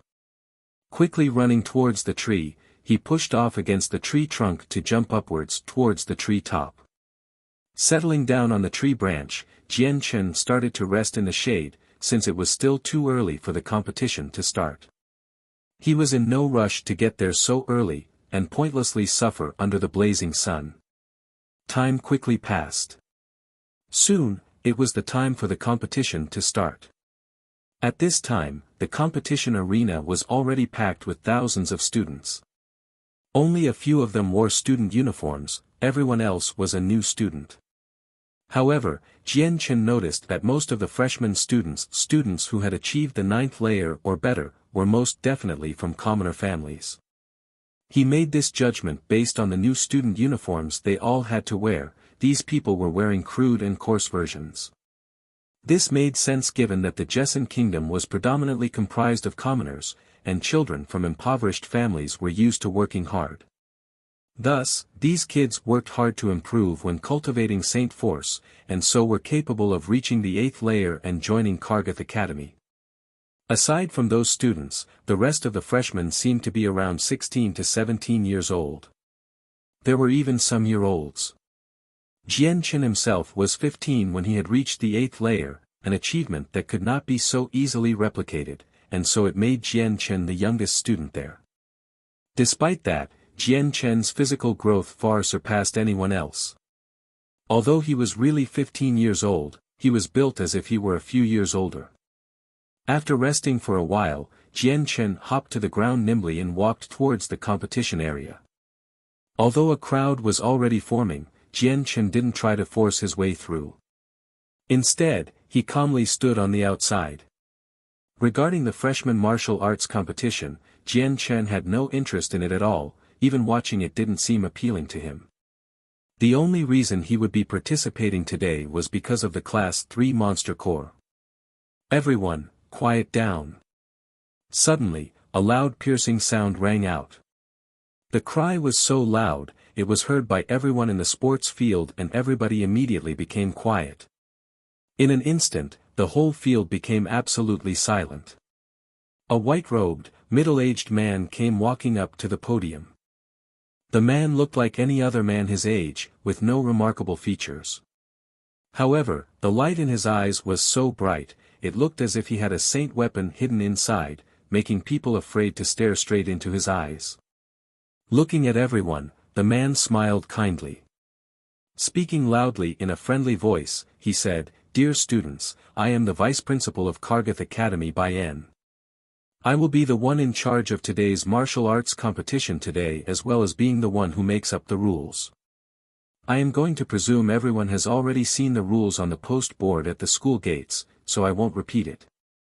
The prize for this year is the same as always. The first place winner will win a Class 3 Monster Corps, the runner-up will win the Class 2 Monster Corps, and the third place winner will get the Class 1 Monster Corps. Other than that, the top 50 participants in this competition will receive a single amethyst coin as a prize." Hearing this, every single student wearing the uniform of the commoners began to cheer in excitement. They did not spend much from day to day and only had simple food as their meal every day. A single gold coin was enough to feed a family of 3 for a month, and an amethyst coin was worth 100 gold coins. Although a monster core was a precious item, but none of them had any high hopes to win one since there were only 3 chances to earn one. But getting a single amethyst coin had 50 chances to be earned. At this moment, pretty much all the students from less privileged families could not help but become more excited. They all inwardly swore to themselves that for the sake of this amethyst coin, they would have to work hard to enter the top 50 spots. Looking at the jubilant expressions on the faces of the commoners, some of the nobles looked on with disdain. A single amethyst coin may not be such a small amount of money to a commoner, but to a noble, it was worth very little. Even Jian Chen had 50 amethyst coins on himself to use as he wished. The freshman martial arts competition began not long after. The students personally drew individual lots to draw tags from within a large container. However, the tags were covered by a piece of paper, making it impossible to see the numbers on them. The two pots had different labels. One of the pots were for students who had reached the 8th layer while the other pot was for those who had reached the 9th layer. This method made sure that no student would fight another student from a different layer and make the outcome of the battle completely predictable from the start. Although Kargath Academy's lowest entry requirement was having reached the 8th Saint Force level, there were always some new people amongst the freshmen every year that were geniuses who were not at all lacking in terms of cultivation. It could also be said that there were a few treasured geniuses that had been given up by the aristocratic families, so there were always freshmen that had already achieved the 9th Saint Force layer admitted to the school every year. Drawing lots did not take long to accomplish, and soon enough it was Jian Chen's turn. Looking at the pot, Jian Chen casually grabbed a single tag from within. Unsealing the tag, he read the words with a relieved look, 3rd stage, number 64. Seeing the number on the tag, he inwardly understood clearly that his opponent would be number 136 on the 3rd stage, because this time's competition matched opponents based on finding the two numbers that would give a sum of 200. After getting their tags, every student slowly walked towards their respective platforms while Jian Chen walked over to the 3rd platform. The competitions were progressing at a fast rate, as the first round of the competition only took half a day. Because Jian Chen's own opponent was not at all knowledgeable about how to fight with martial arts, Jian Chen had easily won and made his way into round 2. After eating lunch, the freshman martial arts competition continued. However, the number of competitors had decreased by half. It seemed like there were only 500 people present by the end of that first round. The second round was decided in the same way as the first round, with drawing lots. Because the amount of people that remained was far less than that of the first round, it had only took 4 hours to finish. By the end of the second round, 256 students were left standing. Coincidentally, since it was an even number, then there would not be an awkward situation where there would be a student that was left out of the drawings. Immediately heading into the third round, people began to draw lots to find their opponents. By night time, there were only 128 people that advanced onwards, with Jian Chen standing amongst them with a lazy expression. Leaving the competition grounds, Jian Chen noticed that the sky had long since darkened. He rubbed at his protesting stomach and shook his head with slight disappointment. In his previous world, he could have gone several days and nights without eating and still not feel hungry. Now that he was used to 3 meals a day, he now felt hungry after skipping a single meal, leaving Jian Chen to feel slightly disappointed with himself. Soon, Jian Chen arrived at the dining hall. After receiving his food, he found an empty seat and began to eat. Although the food was simple, completely incomparable to what he had in the Changyang household, Jian Chen still ate it with relish. Since the current freshman martial arts competition had just ended, the current number of people present in the dining hall was not any less than usual. In fact, there were so many people that not long after Jian Chen sat down, all of the seats in the dining hall had been filled. There were still many people who couldn't find available spaces. Although Jian Chen was sitting alone at a table, not a single person dared to sit together with him, since all the other students there were peasants. How could they possibly dare to sit with Jian Chen, who was wearing luxurious clothing? It was obvious at first glance that he was from an aristocratic family. Pine.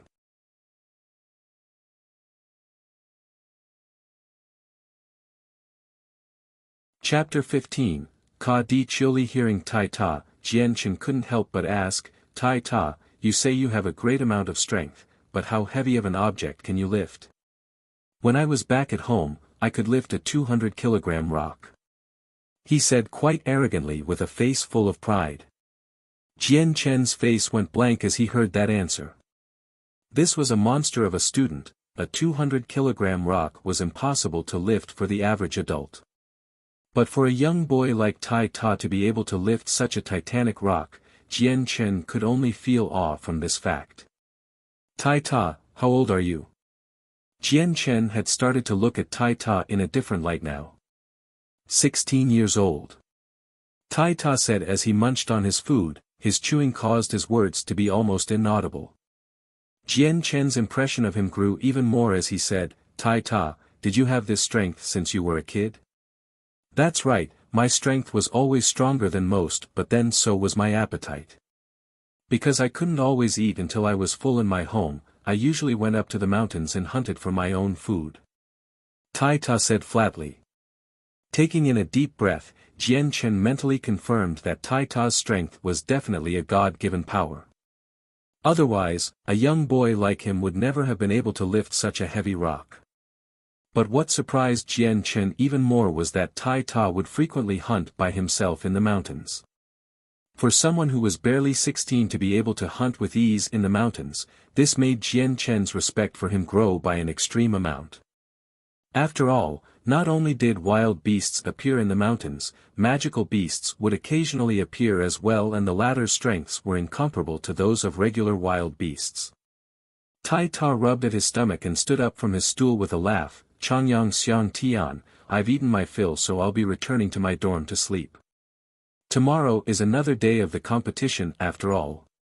Jian Chen nodded his head. I hope that you will make it into the top 3 in tomorrow's contest.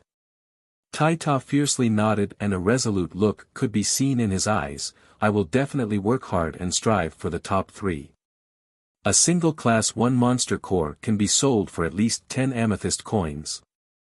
Not long after Tai Ta had left, Jian Chen quickly ate his own food and returned to his room. Right as he closed the door behind him, a knock could be heard on it. Fourth brother, are you here? Asked Changyang Hu in a strong voice. Hearing the voice, Jian Chen was surprised. It had been 2 full days since he had last seen any trace of his brother. Quickly opening the door, he invited Changyang Hu inside his room. Fourth brother, I'm sorry, but I haven't been keeping track with your progress in the competition. He hurriedly said before Jian Chen could open his mouth to ask a question. Jian Chen nodded his head and said, I've already advanced onto the top 8. Tomorrow will be the final day of the matches. As he listened to Jian Chen, Changyang Hu suddenly grew happy for his younger brother's success. Excitedly, he said, Fourth brother, you are truly amazing. It's no wonder you came here before second sister and third brother. Fishing a thumb-sized crystal out of his pockets, Changyang Hu placed it within Jian Chen's hands. Fourth brother, this is a Class 1 monster core. 2 days ago, a few friends and I went to the forest behind the academy and killed a Class 1 magical beast together. This is the monster core I fought to get for you, so take it. It's already getting late, so your big brother won't disturb your rest anymore.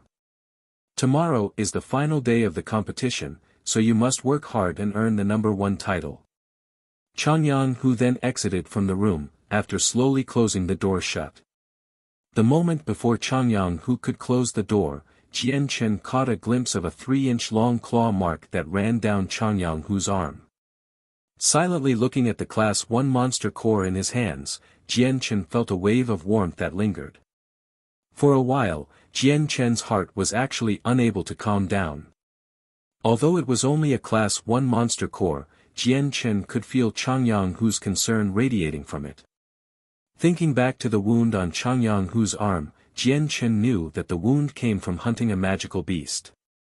Whenever Jian Chen thought about the gift, he couldn't help but feel warm inside, another emotion that he had never experienced in his previous life.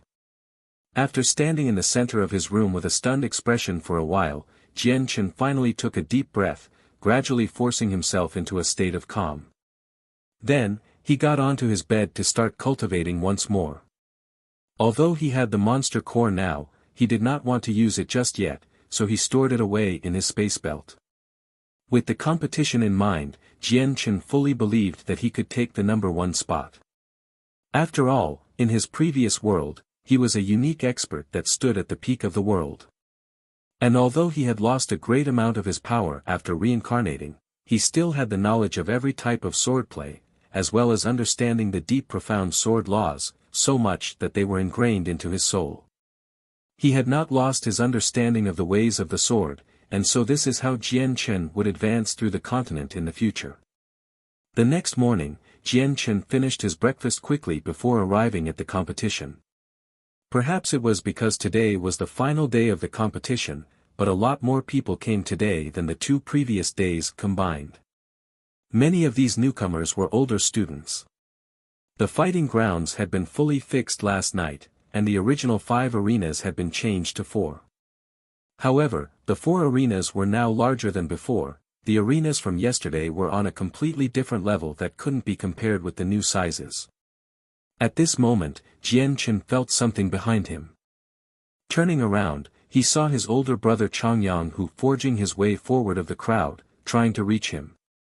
Taking note of Jian Chen's stare, Changyang Hu smiled widely. Quickly detaching himself from the crowd, he ran up to Jian Chen's side and slapped him on the shoulder. "Fourth brother, today is the day you must work hard. Your big brother won't demand of you to get the #1 spot, getting into the top 3 is good enough." To Changyang Hu, getting a monster core was only a minor reward, the most important thing was getting a good rank. Although the price of a monster core was not easily ignored, it was not something that the eldest son of the Changyang clan deeply desired. Jian Chen laughed and said, "Big brother, you don't have to worry. I definitely will not let you down." The time of the competition came quickly. This time, the top 8 would fight it out in the semi-finals. After drawing lots to decide their opponents, Jian Chen immediately walked onto the arena. Not long after, Jian Chen's opponent slowly came up into the arena, but to Jian Chen's surprise, his opponent was a girl. More precisely, his opponent was the girl from last time, Ka Di Chioli. Ka Di Chioli was wearing a dark red style of clothing, and although she was only 16 or 17 years old, her body was developing nicely. What should be sticking out was sticking out, and what should be thin was thin. Her skin-tight uniform sketched her out to be a true example of a beautiful woman with delicate white skin, along with her naturally beautiful face with tender white skin. At this point, she had already enraptured the attention of all the boys in the crowd and, without a doubt, Ka Di Chioli was definitely beautiful enough to cause cities to fight over her. However, as true as it was for most people born into a prestigious clan, she carried around with her an arrogant air. Jian Chen stood empty-handed on top of the arena. The reason why he was empty-handed was because of the academy rules. They believed that the best way to judge a person's strength was by empty-handed combat, and so bladed weapons were not allowed. And since it was not possible to form a saint weapon without being a saint, all of the freshmen were forced to fight without weapons. Ka Di Chioli looked at Jian Chen with a haughty look, "You really didn't let us down. For your arrogance in the dining hall the other day, I'll be sure to teach you a lesson today." Ka Di Chioli's voice carried a sharp but clear-sounding tone. Hearing this, Jian Chen's face revealed a grin of disdain. Within the people who were born within prestigious clans, many of them truly did not know how vast the heavens and earth were. Boom! A loud sound rung throughout the arena, signaling the start of the match. Because all 4 of the arenas were in the same place, the moment the gong was heard, all 8 participants simultaneously started to move and began to fight. Ka Di Chioli quickly strode towards Jian Chen, but when she was within 3 meters from him, she suddenly jumped up into the air to deliver a flying jump kick towards his face. Although Ka Di Chioli was young, she was fairly strong since she was already at the 9th Saint Force layer. Jian Chen stood in place without moving a single step. As Ka Di Chioli's foot got closer to his face, he tilted his neck sideways, allowing the kick to merely graze past the side of his head. Ka Di Chili's reaction speed was fairly fast. The moment she realized her kick didn't connect, she swung out at his nose with a Saint Force-enhanced fist. Not only was her fist coming in at rapid speeds, but with a huge amount of energy stored within her fist, any normal person would come out with serious injuries after being hit by that. As far as Jian Chen was concerned, she would not hold back. No matter if she ended up defeating Jian Chen and moving on into the top 4, or if she was just teaching Jian Chen a lesson, she would definitely not allow herself to hold back. Jian Chen dealt with Ka Di Chili's attack with ease, and although his opponent was one layer higher than him, Jian Chen was not like an average child. His battle experiences from his past world were abundant, so if he wanted to continue this match without fighting back, then Ka Di Chili wouldn't even be able to touch his clothes, much less beat him within 5 rounds. After Ka Di Chili had tried to attack him a few dozen times without even being able to even touch Jian Chen's clothes, she grew extremely annoyed and stopped her barrage of blows. Panting slightly, she stuck both her hands by her waists and glared at Jian Chen. "Hey, are you going to actually fight or not? If you're not going to fight, then get off the arena instead of jumping around all over the place." Jian Chen laughed as he looked at the fuming Ka Di Chili and said, "The person that'll be leaving the arena will be you, not me. How do you plan to beat me if you can't even touch my clothes?" "Why you?" Ka Di Chili's naturally beautiful face grew red with anger as she pointed at him with her finger, and she was momentarily unable to speak. But then she grew calm and she rolled her eyes, sneering, "So what if I can't touch you? You can't even stand to fight me head-on, and can only dodge my blows like a little coward. Is that right?" Jian Chen's face revealed a hint of a smile as he looked at her with a strange expression. Ka Di Chili looked on haughtily, speaking with complete conviction, "Of course. If you aren't a coward, then you'd better try actually fighting me." Jian Chen glanced over at the other 3 rings and saw that the other matches were beginning to wrap up. Turning his head back to look at Ka Di Chili again, he laughed, "If you really want to fight me head-on, then fine, I'll grant you your wish."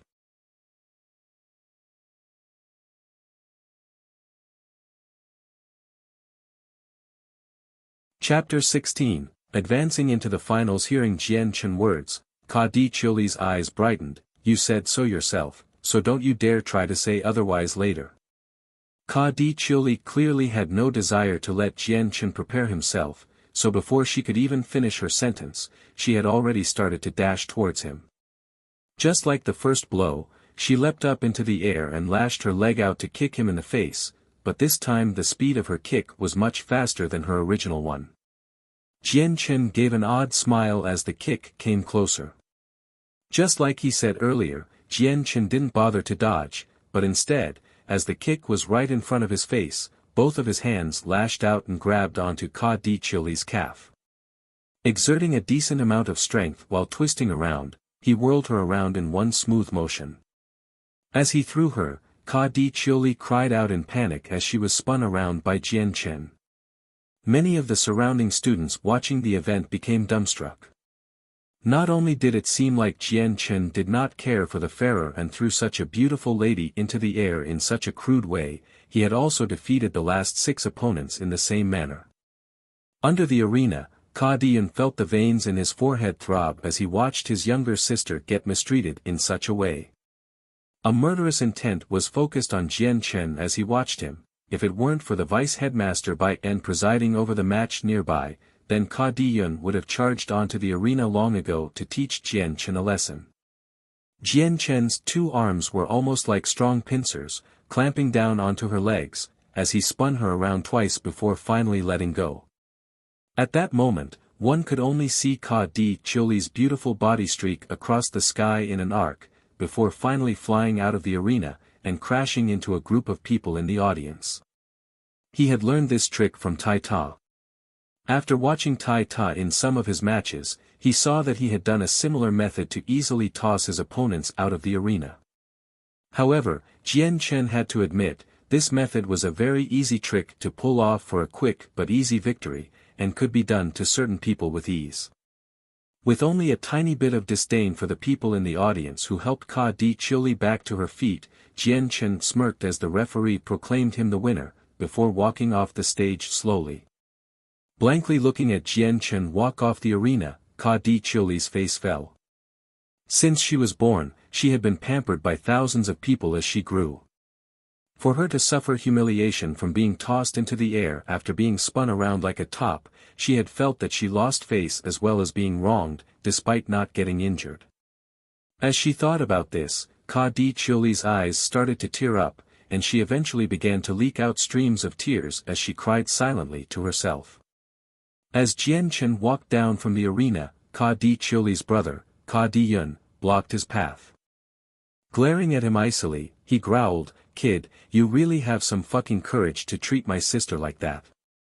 Jian Chen lazily glanced over at the furious Ka Di Yun and snorted.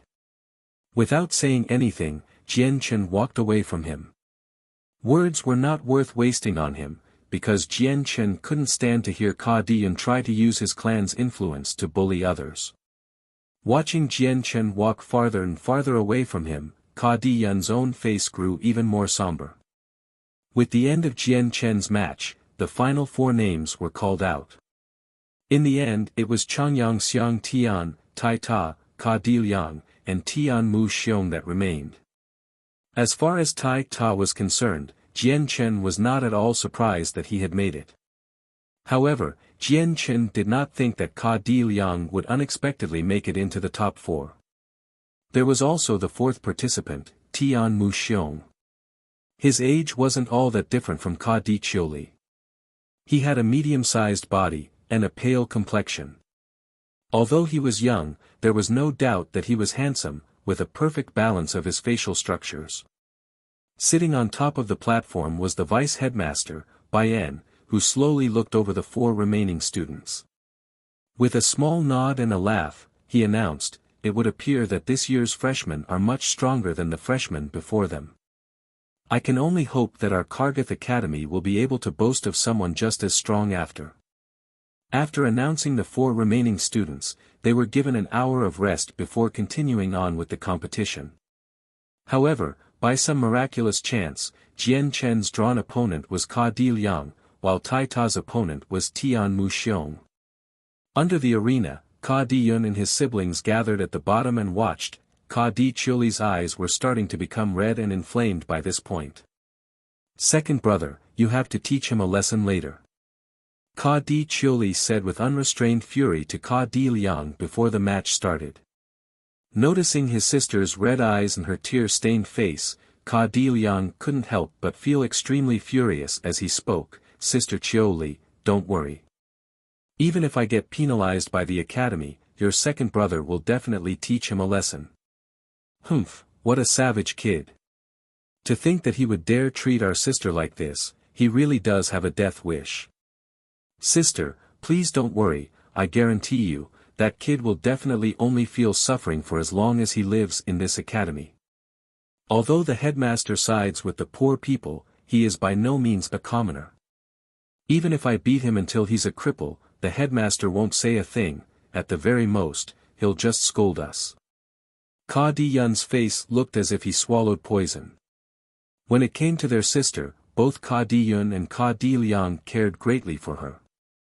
When Jian Chen had treated their sister in such a way, he had already earned extreme hatred from both of them.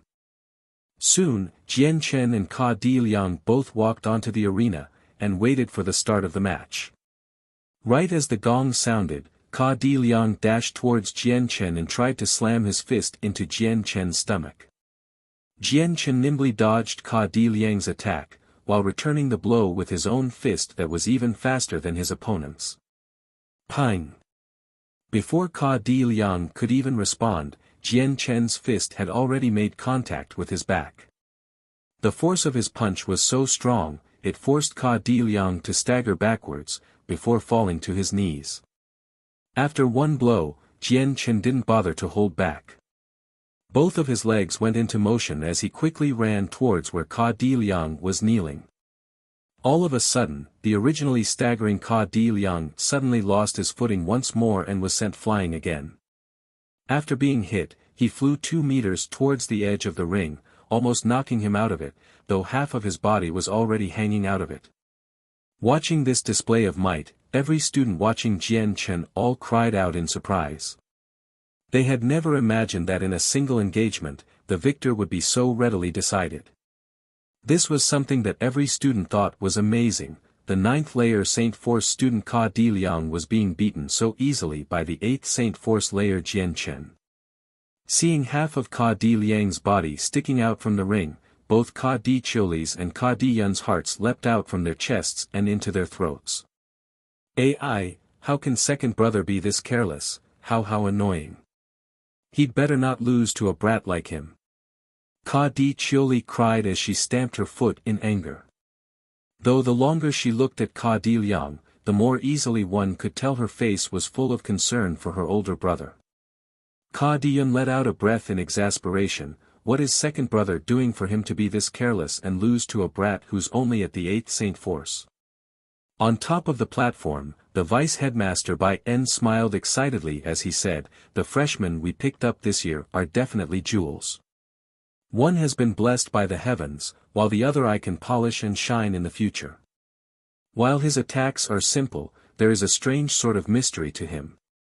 Every single time there is a crucial point in the match, he unleashes highly accurate moves with almost instantaneous reactions. These two students truly do require closer nurturing. I believe that in the future, these two will be great experts within the Tian Yuan continent. I'd better discuss this with the headmaster later."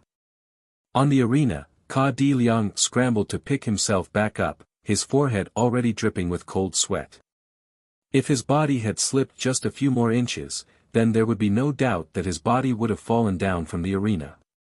And then if he truly did lose to an 8th Saint Force layer student in such a disgraceful manner, he would definitely have been labeled as a great disgrace. When Ka Di Liang crawled back up and turned himself around, his surroundings suddenly blurred, and he was suddenly aware of an acute sense of pain in his stomach before he could fully comprehend what was happening.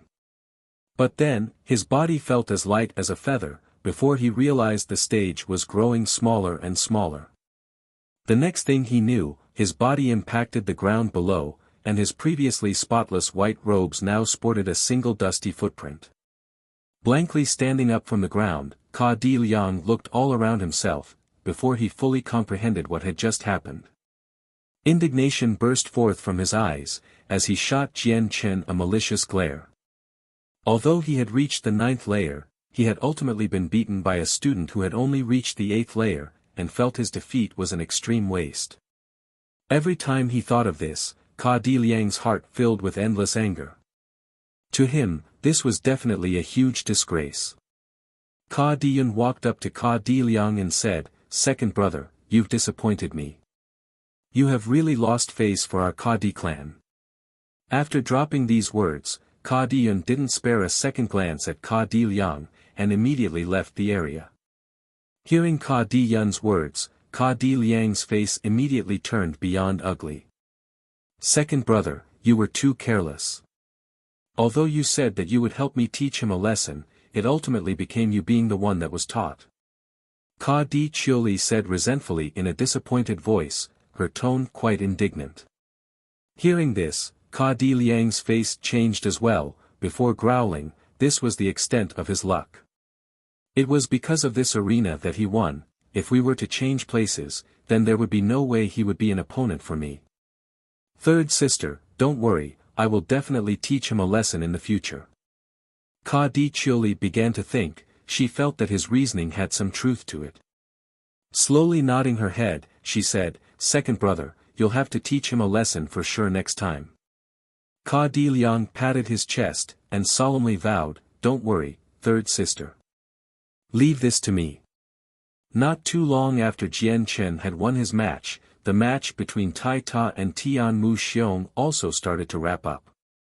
Although Tai Ta's Saint Force was lower than his opponent by a single layer, his heavenly blessed strength helped make up for this deficiency. In the end, he relied on the experience he had learned from hunting beasts and was finally able to beat Tian Mu Xiong by a narrow victory. Along with Jian Chen, he became one of the two finalists. By the end of the next match, one of the two will emerge victorious and be crowned the freshman ruler.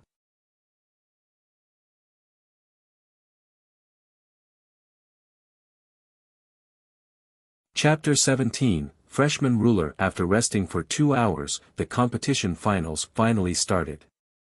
Jian Chen and Tai Ta walked into the arena together before walking to opposite ends 10 meters apart. There were over 1,000 students watching the arena already, while even more people were trying to find seats.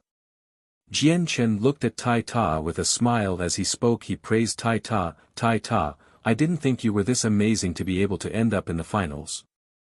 Hearing Jian Chen's compliment, Tai Ta's face reddened from embarrassment, though it was obvious that he was very happy to hear the praise. With an honest laugh, Tai Ta spoke in a low voice, Changyang Xiang Tian, you're just as amazing. Stretching his arms and legs, Jian Chen laughed, Tai Ta, this is the final round. Only one of us will be crowned the freshman ruler, so you need to fight your hardest. If you beat me, then you'll be the champion. By winning, you'll earn a Class 3 monster core that is worth a few hundred purple coins. It'll be worth enough to feed your family for a lifetime. Tai Ta grew pumped up after hearing Jian Chen talk. Changyang Xiang Tian, I'll definitely use all of my strength, so you'd better prepare yourself. Jian Chen could only laugh and nod, I won't be that easy to defeat. Boom! As the gong sounded to indicate the beginning of the match, Tai Ta immediately rushed forward after the sound. Tai Ta rushed at Jian Chen, and immediately reached out to grab him with both hands. He planned to use his heavenly blessed strength to lift and throw Jian Chen out of the arena. Realizing his plan, Jian Chen laughed. He was already extremely familiar with Tai Ta's style of fighting. For every single match so far, Tai Ta had used the same strategy, but it had worked nicely. If Jian Chen was caught by him, then it would be extremely difficult to escape from Tai Ta's grasp. Jian Chen retreated a few steps to escape from Tai Ta's reach. Clenching his left hand into a fist, he used around 80% of his strength to strike at his chest. Jian Chen's fist was well timed and fast, not allowing Tai Ta any time to react at all. Pang! Jian Chen's fist let out a muffled sound on impact against Tai Ta's chest. However, Jian Chen's look of satisfaction slowly changed, while Tai Ta had a look of amazement. What he had punched did not feel like a human at all, instead, his fist had felt like it had smashed against a wall. Not only was Tai Ta strong, but his physical body was extremely robust, so robust that it was actually beyond belief. Jian Chen's punch, however, had forced Tai Ta to stagger backwards, but only for a moment. Roaring out loud, he charged at Jian Chen once more with both of his hands outstretched. With a punch using only 80% of his strength, Jian Chen didn't even leave a mark on Tai Ta's skin. Jian Chen began to feel excitement as he watched Tai Ta come closer with his fists. He didn't bother to dodge or flee, instead, he prepared to use 100% of his power to strike back with his own hands. The two fists struck against each other in midair, and the impact created a loud sound. It was so loud, that everyone in the crowd below the arena could hear it as clear as day. As the two fists made contact, Jian Chen's feet couldn't help but slide backwards at least 10 meters before finally stopping. His right hand had already started to tremble, so it was clear to see that Jian Chen had taken more damage than given.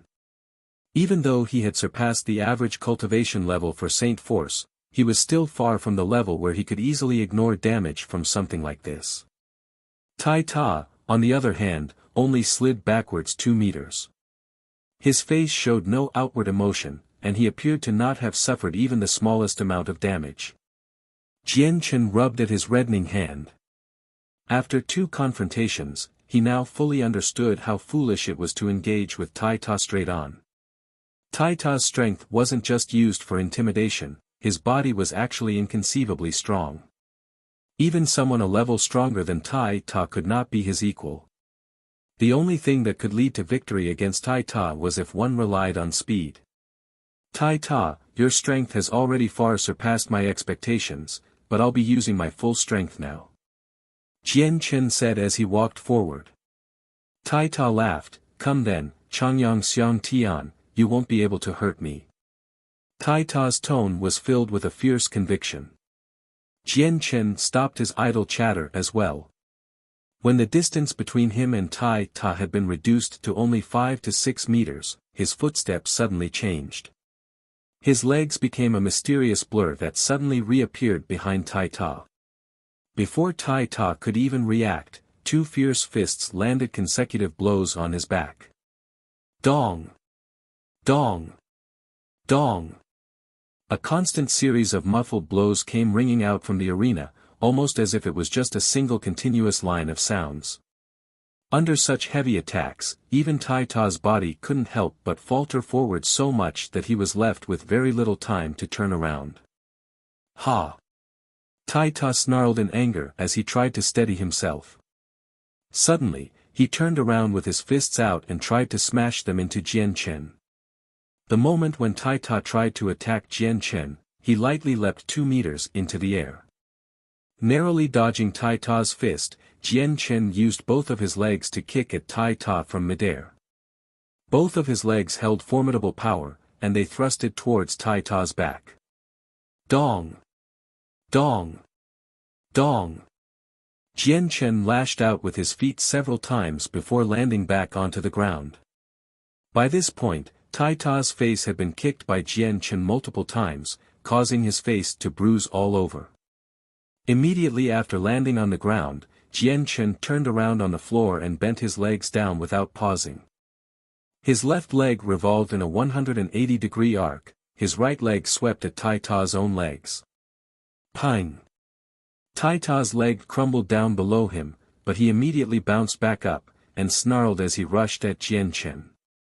Jian Chen and Tai Ta began to engage in another close combat situation, but with Tai Ta's God-given strength and his frighteningly robust body, Jian Chen had no chance of winning against him. Since Jian Chen had already experienced it twice, he had thought of a countermeasure for this situation.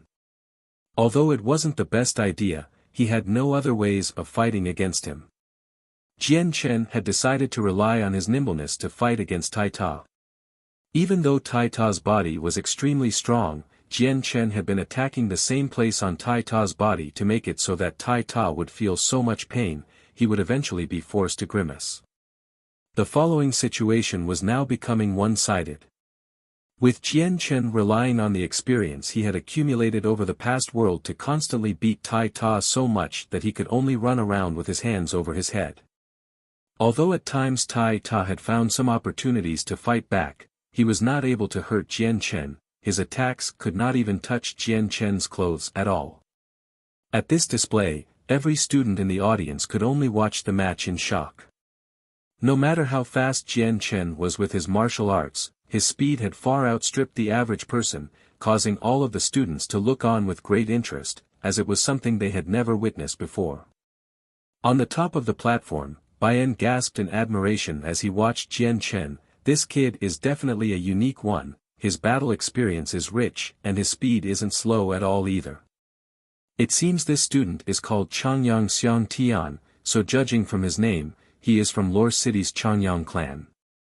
It seems that I really will have to make a report to the headmaster later." As the battle continued to persist, Tai Ta finally reached his limit. He cried out loud, and exclaimed, "Stop, stop. I can't fight anymore, I give up." Jian Chen immediately stopped his attack and smiled brightly at Tai Ta. "Why aren't you fighting anymore?" Tai Ta rubbed at the reddening spots where Jian Chen had repeatedly hit with a miserable face and said sadly, "You move so fast that I can't even see you clearly. There's no way I'd be able to attack you, so the entire time was just you wailing on me." Laughing, Jian Chen asked, "So you're just going to give up the number 1 spot then?" Although Jian Chen hadn't held back as he fought against Tai Ta, his skin was so thick and his body was so strong, that there was barely any serious damage done to him at all. Tai Ta nodded his head and spoke in a muffled voice, "I won't be able to beat you, so the number 1 spot isn't mine to have. Second place is already decent enough, a Class 2 monster core can be sold for a decent price too."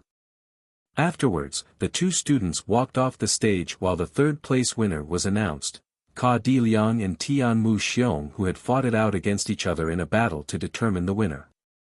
In the end, it was Tian Mu Xiong who had won and claimed the title of third place. After the quota for the top 3 players was met, Jian Chen was called up onto the platform. As the vice headmaster Bai En walked towards him, he glanced at Jian Chen with no small amount of admiration. Immediately looking away, he turned his head to look at the 1,000 students in the audience and announced, "Dear students, this year's freshman competition has finally come to a conclusion. I declare the freshman ruler of this year to be the student Changyang Xiang Tian, who is an 8th Saint Force layer practitioner." The vice headmaster Bayan spoke in a firm voice, causing everyone to applaud and cheer. But as some of the 9th Saint Force layer students heard the new freshman ruler was at the 8th Saint Force layer, many of them couldn't accept that. However, they could only grumble out their displeasure. But Jian Chen's strength was something they could accept. Some of them had even been dazzled by the way he fought, and his speed was something that not many people could dismiss.